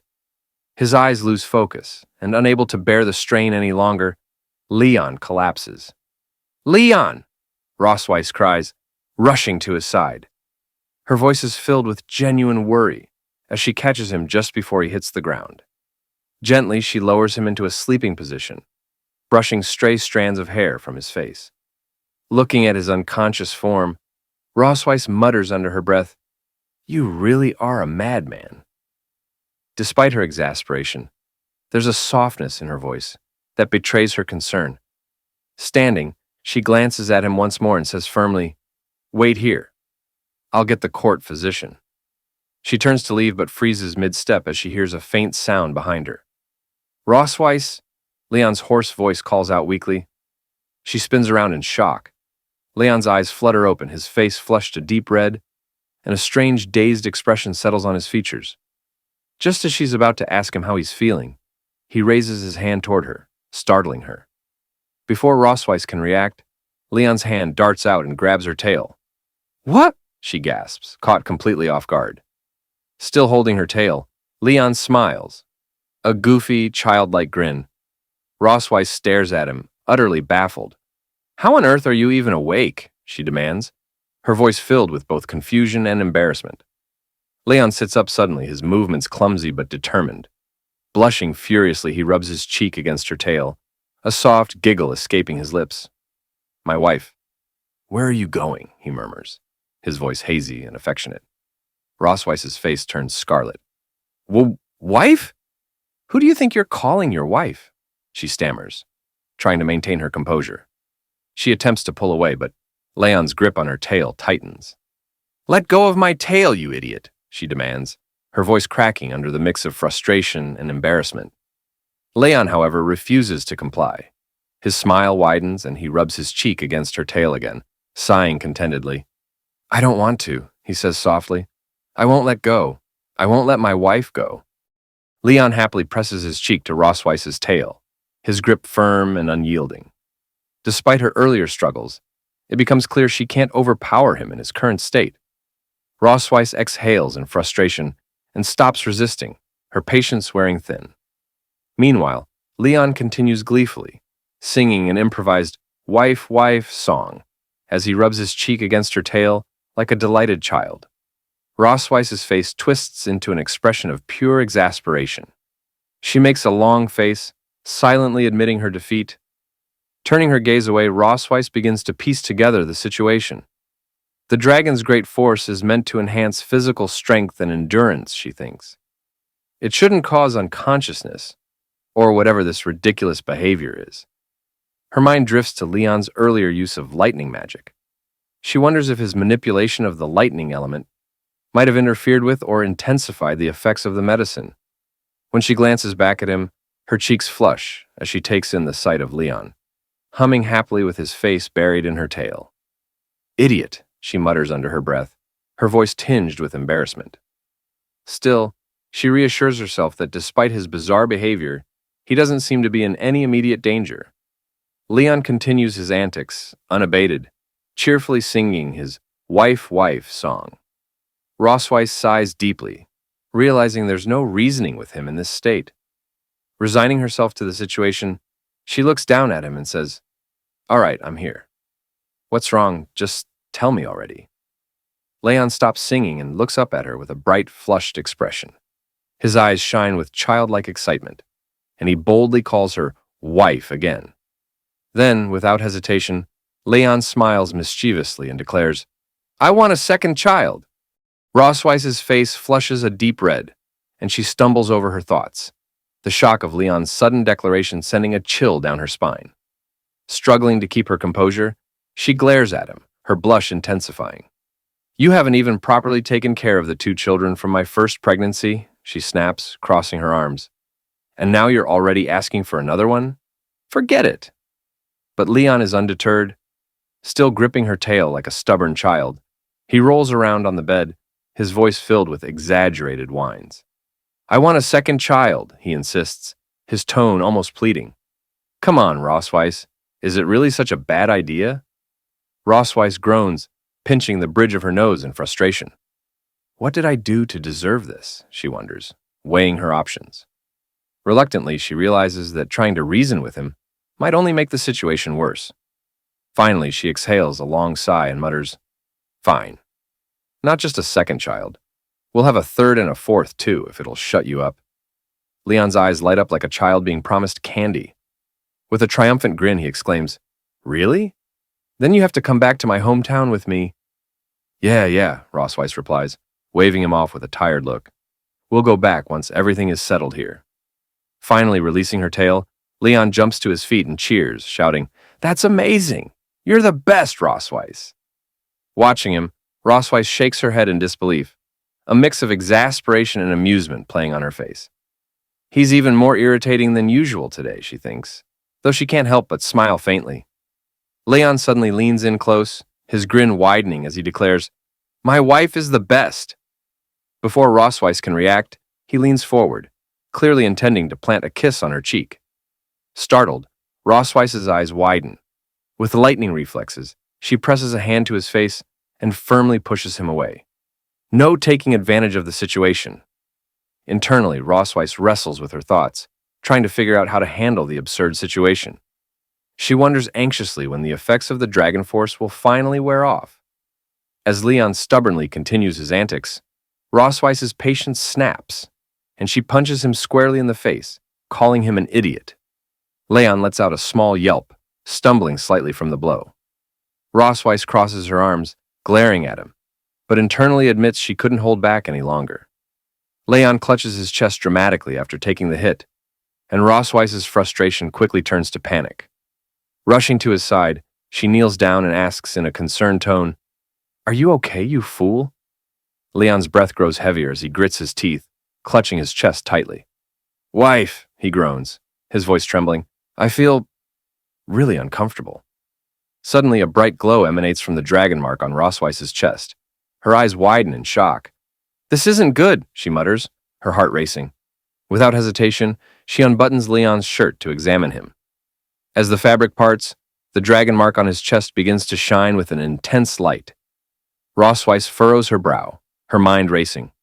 Why is the dragon pattern activating now of all times? She wonders, anxiety creeping into her thoughts. Before she can think further, Leon suddenly grabs her shoulders, startling her. With unexpected strength, he pushes her onto the bed, climbing over her and pinning her hands down. "Leon!" Rosweiss shouts, her voice a mix of anger and alarm. "You bastard, what are you doing?" Leon's breath is labored, his face flushed as if burning with fever. He looks into her eyes, his expression desperate.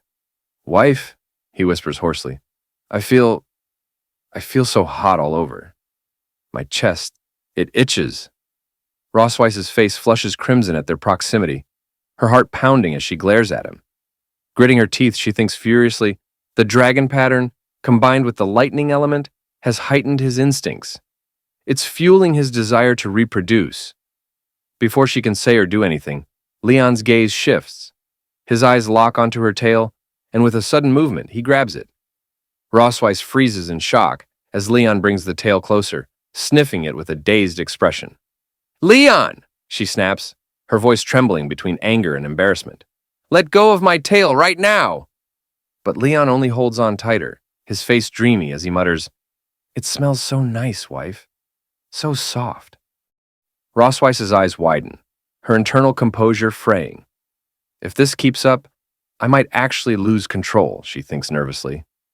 Determined to put an end to his antics, she pushes against his face, attempting to stop him from sniffing her tail any further. "Leon, stop it!" she commands firmly, her tone sharper now. "My tail drags on the ground all day long. Aren't you disgusted by that?" But Leon's stubborn nature proves relentless. He resists her efforts, his hands clinging tightly to her. As Rosweiss continues to scold him, Leon suddenly places a finger gently on her lips, silencing her mid-sentence. Caught off guard, Rosweiss freezes, her breath hitching. She stares at him in surprise, unsure of what to say or do next. Leon gazes deeply into her eyes, his expression uncharacteristically intense. "Malif," he says softly, using her first name, something he rarely does. "You're so beautiful tonight." The unexpected compliment catches Rosweiss completely off guard. A wave of heat rushes to her face, her cheeks turning crimson. Looking away to avoid his piercing gaze, she stammers, "Even if you say that, I'm still mad at you." "What's going on?" Rosweiss wonders, her heart pounding erratically. This man. His attitude is completely different. There's something wild and intense about him tonight. Something I can't seem to reject. Despite her resistance, Rosweiss feels her resolve wavering. She steals a glance at him, only to find him still staring at her with a burning intensity. Against her better judgment, a small part of her begins to feel anticipation. Leon, sensing her hesitation, leans closer, his voice low and persuasive. "Wife," he whispers, "can you help me? Please?" Rosweiss bites her lip, her mind a whirlwind of conflicting emotions.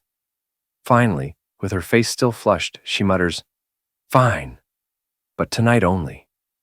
Leon's eyes light up with triumph as he pulls her into his arms, and the night stretches on, filled with the echoes of their fiery connection.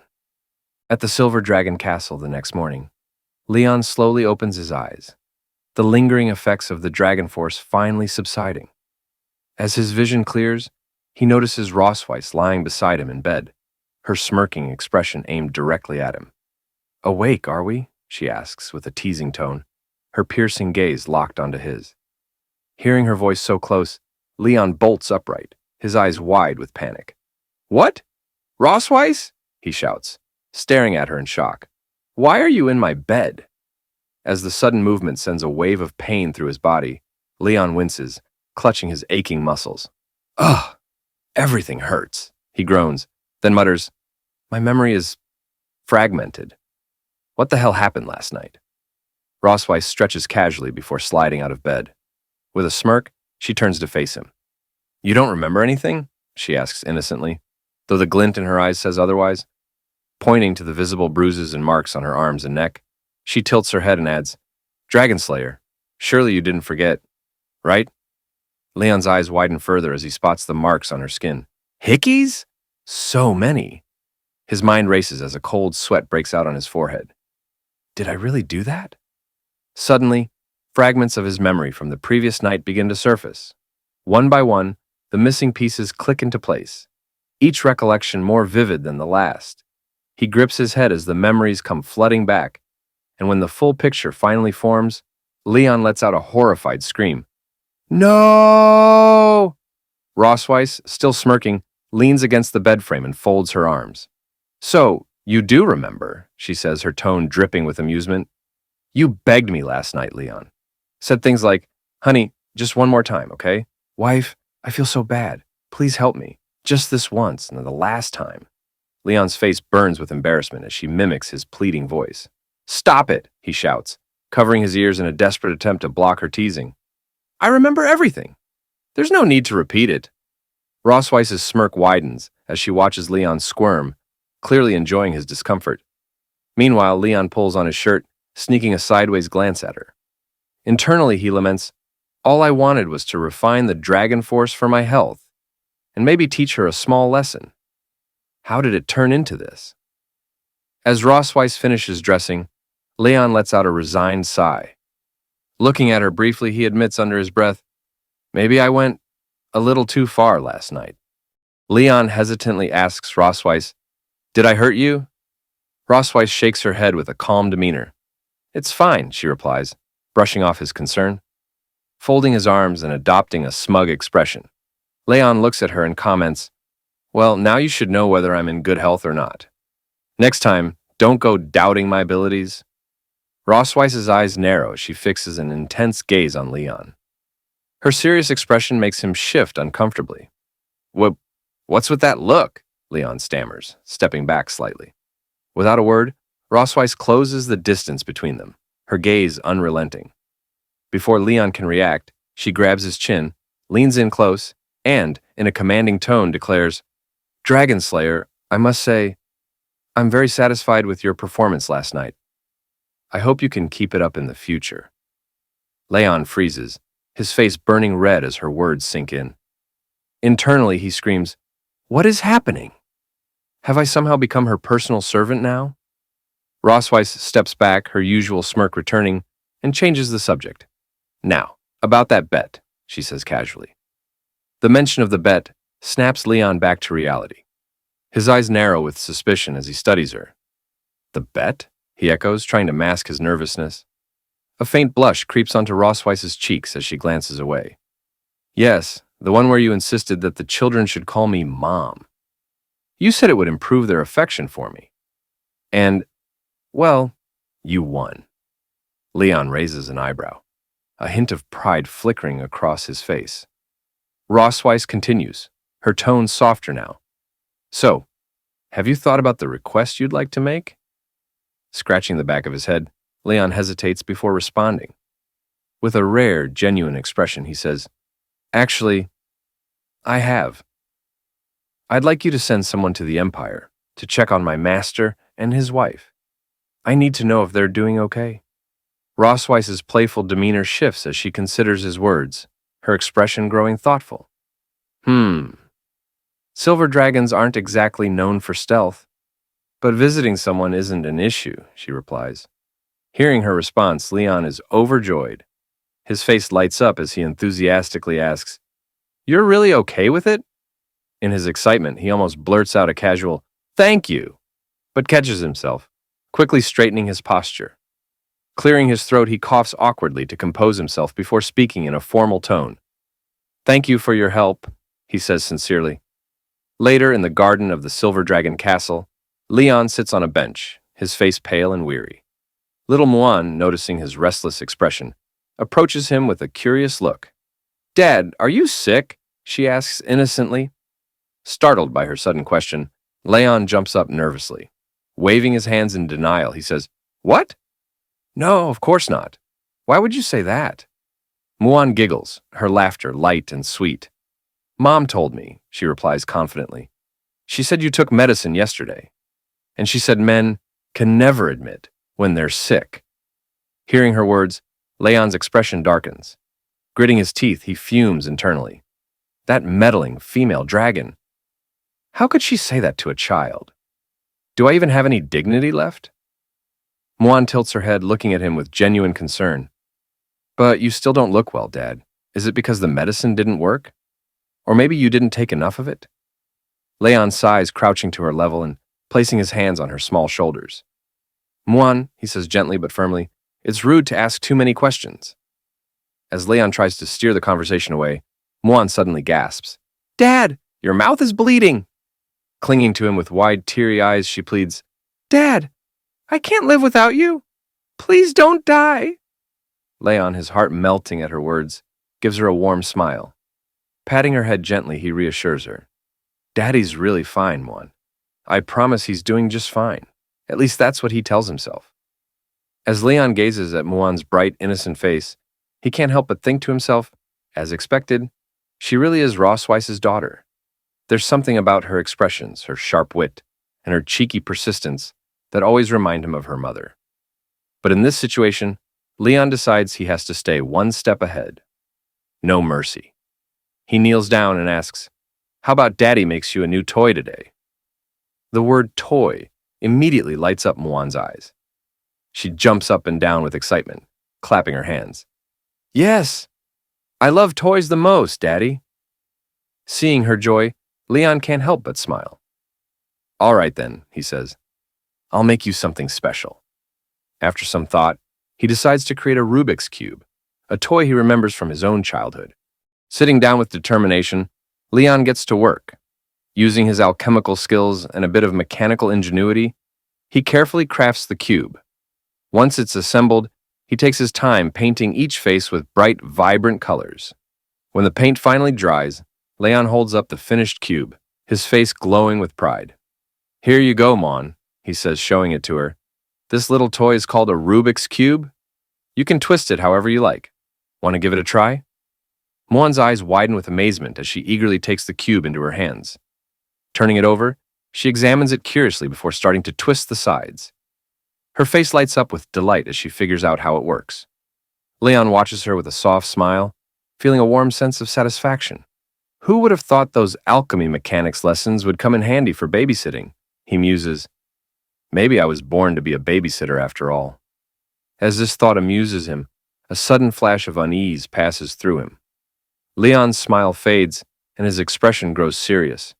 He quickly turns, scanning his surroundings with sharp eyes. Noticing his sudden shift, Muan tilts her head curiously. Daddy, what's wrong? She asks, still holding the Rubik's Cube. Leon hesitates for a moment, his eyes lingering on the distance. Then, shaking off the tension, he replies with a calm smile, It's nothing, sweetheart. Just thought I saw something. Leon returns to his thoughts, his brow furrowing in contemplation. Just moments ago, he felt something, a faint but unmistakable sensation of the dragon's gaze. His instincts tell him it's coming from the direction where Noah does her physical training. He wonders if Noah, as stubborn as she is, will ever choose to join them. Deciding to extend a gesture of connection, Leon resolves to make a Rubik's Cube for Noah as well. That night, as Muan sleeps peacefully in her room, the Silver Dragon Castle is enveloped in silence. Meanwhile, Noah quietly opens the door to her own room, stepping inside with her usual composure. Her sharp eyes immediately catch sight of the Rubik's Cube and the note resting on top of it, left behind by Leon. Curious, Noah picks up the note and reads it. In Leon's familiar handwriting, it says, This is a toy for you, Noah. Your task is to figure out how to solve it. Think of it as a little challenge. Scoffing, Noah takes the Rubik's Cube into her hands and mutters, What an idiot. I don't have time for children's toys. Yet, despite her words, she can't resist the urge to twist the sides of the cube experimentally, her fingers moving deftly. As she continues to toy with it, a faint blush creeps onto her cheeks. Holding the cube tightly, she whispers softly, Thank you, Dad.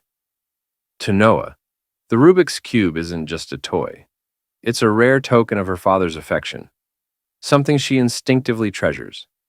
Quietly, she slides it into a small wooden box she keeps hidden beneath her bed, a personal collection she refers to as her treasure box. Unbeknownst to Noah, her younger sister Muan has been watching her secretly from the doorway. With her usual curiosity, Muan thinks to herself, "Sister's been acting a little strange lately, always hiding things in that box under her bed. What could it be?" When Noah steps out of the room later, Muan seizes her chance. "Detective Muan is on the case," she whispers with a mischievous giggle. Crawling under Noah's bed, she carefully retrieves the hidden wooden box. Excitedly, Muan opens the box and examines its contents. Fragments of their father's black and gold armor, the Rubik's Cube, and a nameplate with the engraving Noah K. Melkfei written in Leon's hand. Muan's eyes widen in surprise. "They're all connected to Dad," she says aloud, her face lighting up with understanding. "So, that's why Noah's been so secretive." Just as she pieces it together, a shadow falls over her. Slowly, Muan turns to see Noah standing in the doorway, her expression dark and her eyes burning with fury. "Oh no," Muan whispers, her smile faltering. Noah strides into the room with an ominous calm, her voice low and cold. "What do you think you're doing, Detective Muan?" Completely unfazed by her sister's glare, Muan proudly grins and says, "I understand, sister. You really love Dad, don't you?" Noah's face flushes red, her embarrassment quickly turning into cold resolve. Without a word, she ties Muan up, silences her with a piece of cloth over her mouth, and retrieves her precious treasure box. Leaning down to Muan, who struggles fruitlessly, Noah smirks and says, "No peeking, got it?" Meanwhile, at St. Heath Academy, an elite institution among the Dragon Clan, the standards for student admission are famously rigorous. The Academy evaluates not only individual potential, but also the family's harmony and adherence to dragon ideals. It firmly believes that whether a young dragon hatches from an egg or is born live, only a loving and harmonious family can nurture a dragon to embody the proper virtues. As such, St. Heath Academy only accepts students from such families. To uphold the image of a perfect dragon family, the Silver Dragon Queen Rosweiss devises a plan, a family outing to Sky City, complete with a wholesome family photo. Sky City, a bustling hub in the dragon realm, is alive with parent dragons frolicking with their children. Amid the lively atmosphere, Rosweiss arrives in her magnificent dragon form, her scales gleaming like polished silver as she soars gracefully through the skies. The family follows, awestruck by her commanding presence. Finally, Muan, ever the playful one, slides gleefully down her mother's back. Leon, standing below with his arms extended, calls out, "Slow down, Muan! I'll catch you!" With perfect timing, he grabs her mid-slide, holding her securely in his arms. "Gotcha," he says with a warm smile, lifting Muan effortlessly. As the scene unfolds, Noah watches silently with her signature cool demeanor, arms crossed, observing the family interaction without a word. Rosweiss, having landed gracefully, shifts back into her human form. Muan, full of curiosity, looks up at her father and asks, "Daddy, why didn't you turn into a dragon just now? I really want to see you as a dragon." Leon freezes at the unexpected question. His smile stiffens as he awkwardly laughs, scratching the back of his head. Internally, he's panicking. "Dear daughter, Daddy is great at slaying dragons, but turning into one? You'd better forget about it." Before he can come up with a plausible excuse, Noah fixes her sharp gaze on him and coldly asks, "So, is it that you can't transform? Or you won't?" Leon feels the weight of her words and falters, completely caught off guard. He looks back and forth between Noah and Rosweiss, hoping for a lifeline. The pressure mounts as both daughters await his answer. Sensing his discomfort, Rosweiss steps in with a composed smile and says, "Your father's body hasn't fully recovered yet, so he can't transform into a dragon for the time being. Rosweiss promises the children that Leon will show them when he recovers." Muan, her face full of concern, looks up at her father and says earnestly, "Daddy, you have to get better soon." Leon smiles at her reassuringly, patting her head. I'll do my best, Muan, he says. But inwardly, he thinks to himself, it's impossible. Absolutely impossible. Rosweiss quickly changes the subject, clapping her hands to gather their attention. All right, everyone, let's head into town. We have things to do today. Muan bursts with excitement, dashing ahead down the bustling street. Noah, look! There are so many dragons here, she exclaims, her voice filled with wonder. Noah, ever composed, follows at a steady pace and warns her younger sister, Slow down, Muan. Don't run off too fast. As the two girls move ahead, they catch the attention of the dragon citizens. Many pause to admire the siblings, their gazes filled with curiosity and adoration. Meanwhile, Rosweiss and Leon walk behind them. Leon's expression darkens, and his body begins to tremble ever so slightly. He doesn't say a word, but Rosweiss notices immediately. Is he shaking? Rosweiss wonders, glancing at him from the corner of her eye. She quickly puts two and two together. It must be the first time he's seen so many dragons since waking up from his coma. Leaning closer to him with a sly smirk, she whispers, Are you scared, Leon? Leon, his face still dark, says nothing at first. Then, with a sudden arrogant glint in his eye, he snaps, Who's scared? Me? You must be joking. Rosweiss raises an eyebrow as Leon points dramatically at the dragon citizens around them. I'm excited, Rosweiss. Can't you tell? He declares, puffing out his chest. Do you know what I see? First-class merits, second-class merits, third-class merits. Merits everywhere. The streets are practically paved with gold. I'm going to get rich. The dragon citizens stop in their tracks, staring at Leon in confusion and disbelief as he points at them with his finger, his eyes practically glowing with greedy excitement. Then, as if oblivious to the bewildered stares, Leon whistles nonchalantly and strolls off with a self-satisfied grin. Rosweiss pinches the bridge of her nose, exhaling sharply. I worried about him for no reason. Again, she thinks, watching Leon as he laughs to himself, dreaming of the fortune he imagines awaiting him. Walking a few steps ahead, Leon chuckles under his breath, his thoughts racing. If I bring them all back, how much money could I make? Later, they arrive at a specific shop in town. As the door creaks open, the dragon shopkeepers immediately bow low, their voices filled with reverence. Your Majesty, the Silver Dragon Queen, and her family, it is our great honor to serve you. Rosweiss enters the shop with Leon and the children following behind. Inside, Muan runs excitedly from one corner of the room to another. Grabbing Noah's hand, she tugs her sister along, pointing at the walls. Noah, look! So many dragon pictures, Muan exclaims, her eyes sparkling with wonder. Noah remains silent, her stoic demeanor unchanged. Meanwhile, Leon leans closer to Rosweiss, his curiosity getting the better of him. Aren't you the Silver Dragon Queen? He asks in a low voice. Why did you come to the store to take photos yourself? Shouldn't someone else handle this? Rosweiss gives him a side glance, clearly unimpressed. The Dragon King of a tribe can only command members of their own tribe, she explains. The dragons of Sky City, however, do not belong to any specific tribe. They're independent. Leon smirks, clearly enjoying himself. So, basically, your queenly status doesn't hold much weight here, huh? Before he can blink, Rosweiss stomps on his foot with her sharp high heels. Leon yelps in pain, hopping on one leg as he clutches his throbbing foot. Rosweiss, with a sweet yet dangerous smile, replies, Well, in any case, I'm taller than you now. The head shopkeeper chuckles nervously at the exchange before stepping forward and bowing. It's truly an honor to have the Silver Dragon Queen and her family here. To take a family photo for Her Majesty is a privilege beyond compare.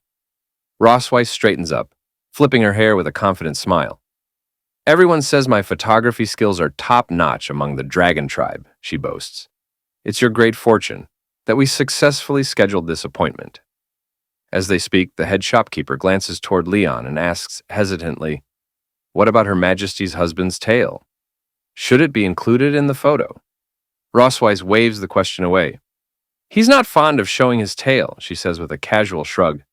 Let's pick a tailless suit for him instead. Her words trigger a memory and she smirks as she recalls the incident earlier at the Silver Dragon Castle. Before they left for Sky City, she had presented Leon with a custom-made silver dragon tail decoration, asking him to wear it. Leon's reaction, however, had been immediate and dramatic. "Absolutely not," he had exclaimed, taking several steps back as if the tail were cursed. "I'll never wear that thing. Even if I die, it's about my dignity."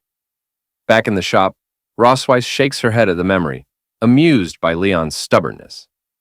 The head shopkeeper, unaware of the backstory, simply nods and gestures for Rossweiss to move to another area to try on her outfits. Meanwhile, on the other side of the shop, Muan skips around with infectious excitement. "I want to wear a pretty dress," she chirps cheerfully, her enthusiasm lighting up the room.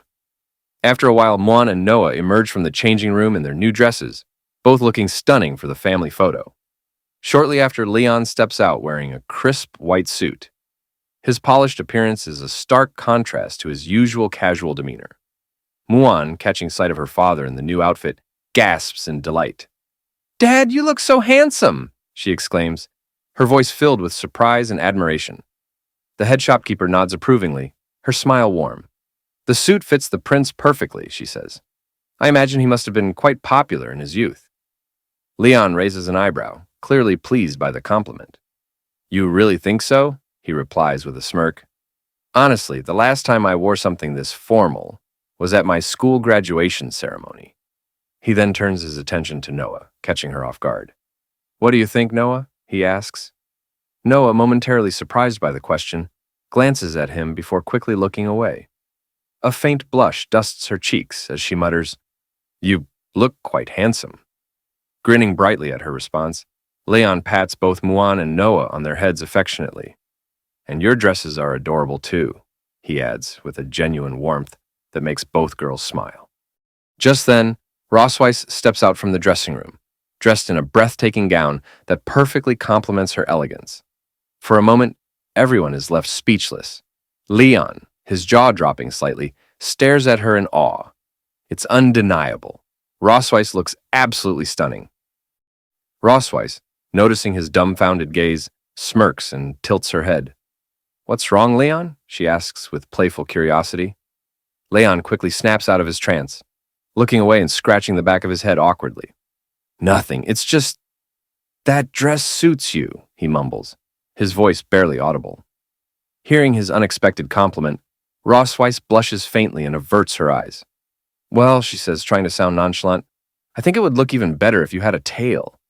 Leon's expression darkens at the comment. Internally, he screams, "I will never wear a tail, not in this lifetime." The head shopkeeper steps in, her cheerful voice cutting through the tension. "All right, everyone, let's get ready for the family photo," she says, positioning the camera. Muan, waving her little hands, calls out, "Mom! Dad! Come here!" She tugs at Noah's hand, pulling her sister into position. As Rossweiss and Leon take their places, the shopkeeper encourages them. "Your Majesty, Prince Leon, step a little closer, please. Let's capture the love and harmony of this beautiful family." Rossweiss and Leon glance at each other, both stubbornly looking away, neither wanting to admit their hesitation. Leon thinks to himself, "No way am I getting closer to her," while Rossweiss likely has a similar thought. "All right, everyone, smile," the shopkeeper announces, starting the countdown. Muan beams with uncontainable enthusiasm, her cheerful energy lighting up the scene. Meanwhile, Noah maintains her cool, aloof demeanor, and Leon and Rossweiss look as though they're barely tolerating the moment. With a click, the family photo is taken. Predictably, Muan's bright smile steals the show, while everyone else looks composed, if not slightly cold. Afterward, another photo is arranged with just Muan and Noah, the sisters hugging each other in a rare moment of affection. For the final shot, the shopkeeper suggests something unique. Rossweiss and Leon creating a love-shaped symbol. Rossweiss coils her tail into half a heart, and Leon reluctantly completes the other half with his hand. The resulting photo is equal parts adorable and awkward, with Rossweiss's playful smirk contrasting Leon's begrudging expression. In the end, even Leon has to admit the photos turned out well, though he silently vows never to speak of the heart symbol again. In another photo, Rossweiss and Leon face each other, their gazes locked in a fiery stare. Though their flushed faces betray a hint of embarrassment, the rivalry in their eyes is unmistakable. The head shopkeeper, observing this dynamic, chuckles and comments. "You two really look like a couple." This photo is definitely one for the books, a special edition, if you will. Speaking of special editions, let's revisit Leon's graduation ceremony. On the day of Leon's graduation, a crowd of his female juniors surrounds him, each vying for his attention. One girl shyly asks, "Senior Leon, can we take a photo together?" Another pipes up, "Will you have dinner with us later?" A third girl, handing him a carefully wrapped gift, pleads, "Please accept this, Senior Leon." Leon, caught in the middle of the overwhelming attention, looks flustered and unsure of how to extricate himself. His face twists into a mix of hesitation and mild panic as he struggles to reject their advances without seeming rude. Finally, composing himself, Leon adopts a stern expression and declares, "I'm sorry, but I can't. I have to head back and nail hooves for my master's donkey. Maybe next time." His abrupt excuse leaves the girls stunned, their hopeful expressions quickly turning to disappointment. One by one, they retreat, their hearts visibly breaking as they walk away. Leon sighs in relief, waving them off with a quick, "Goodbye!"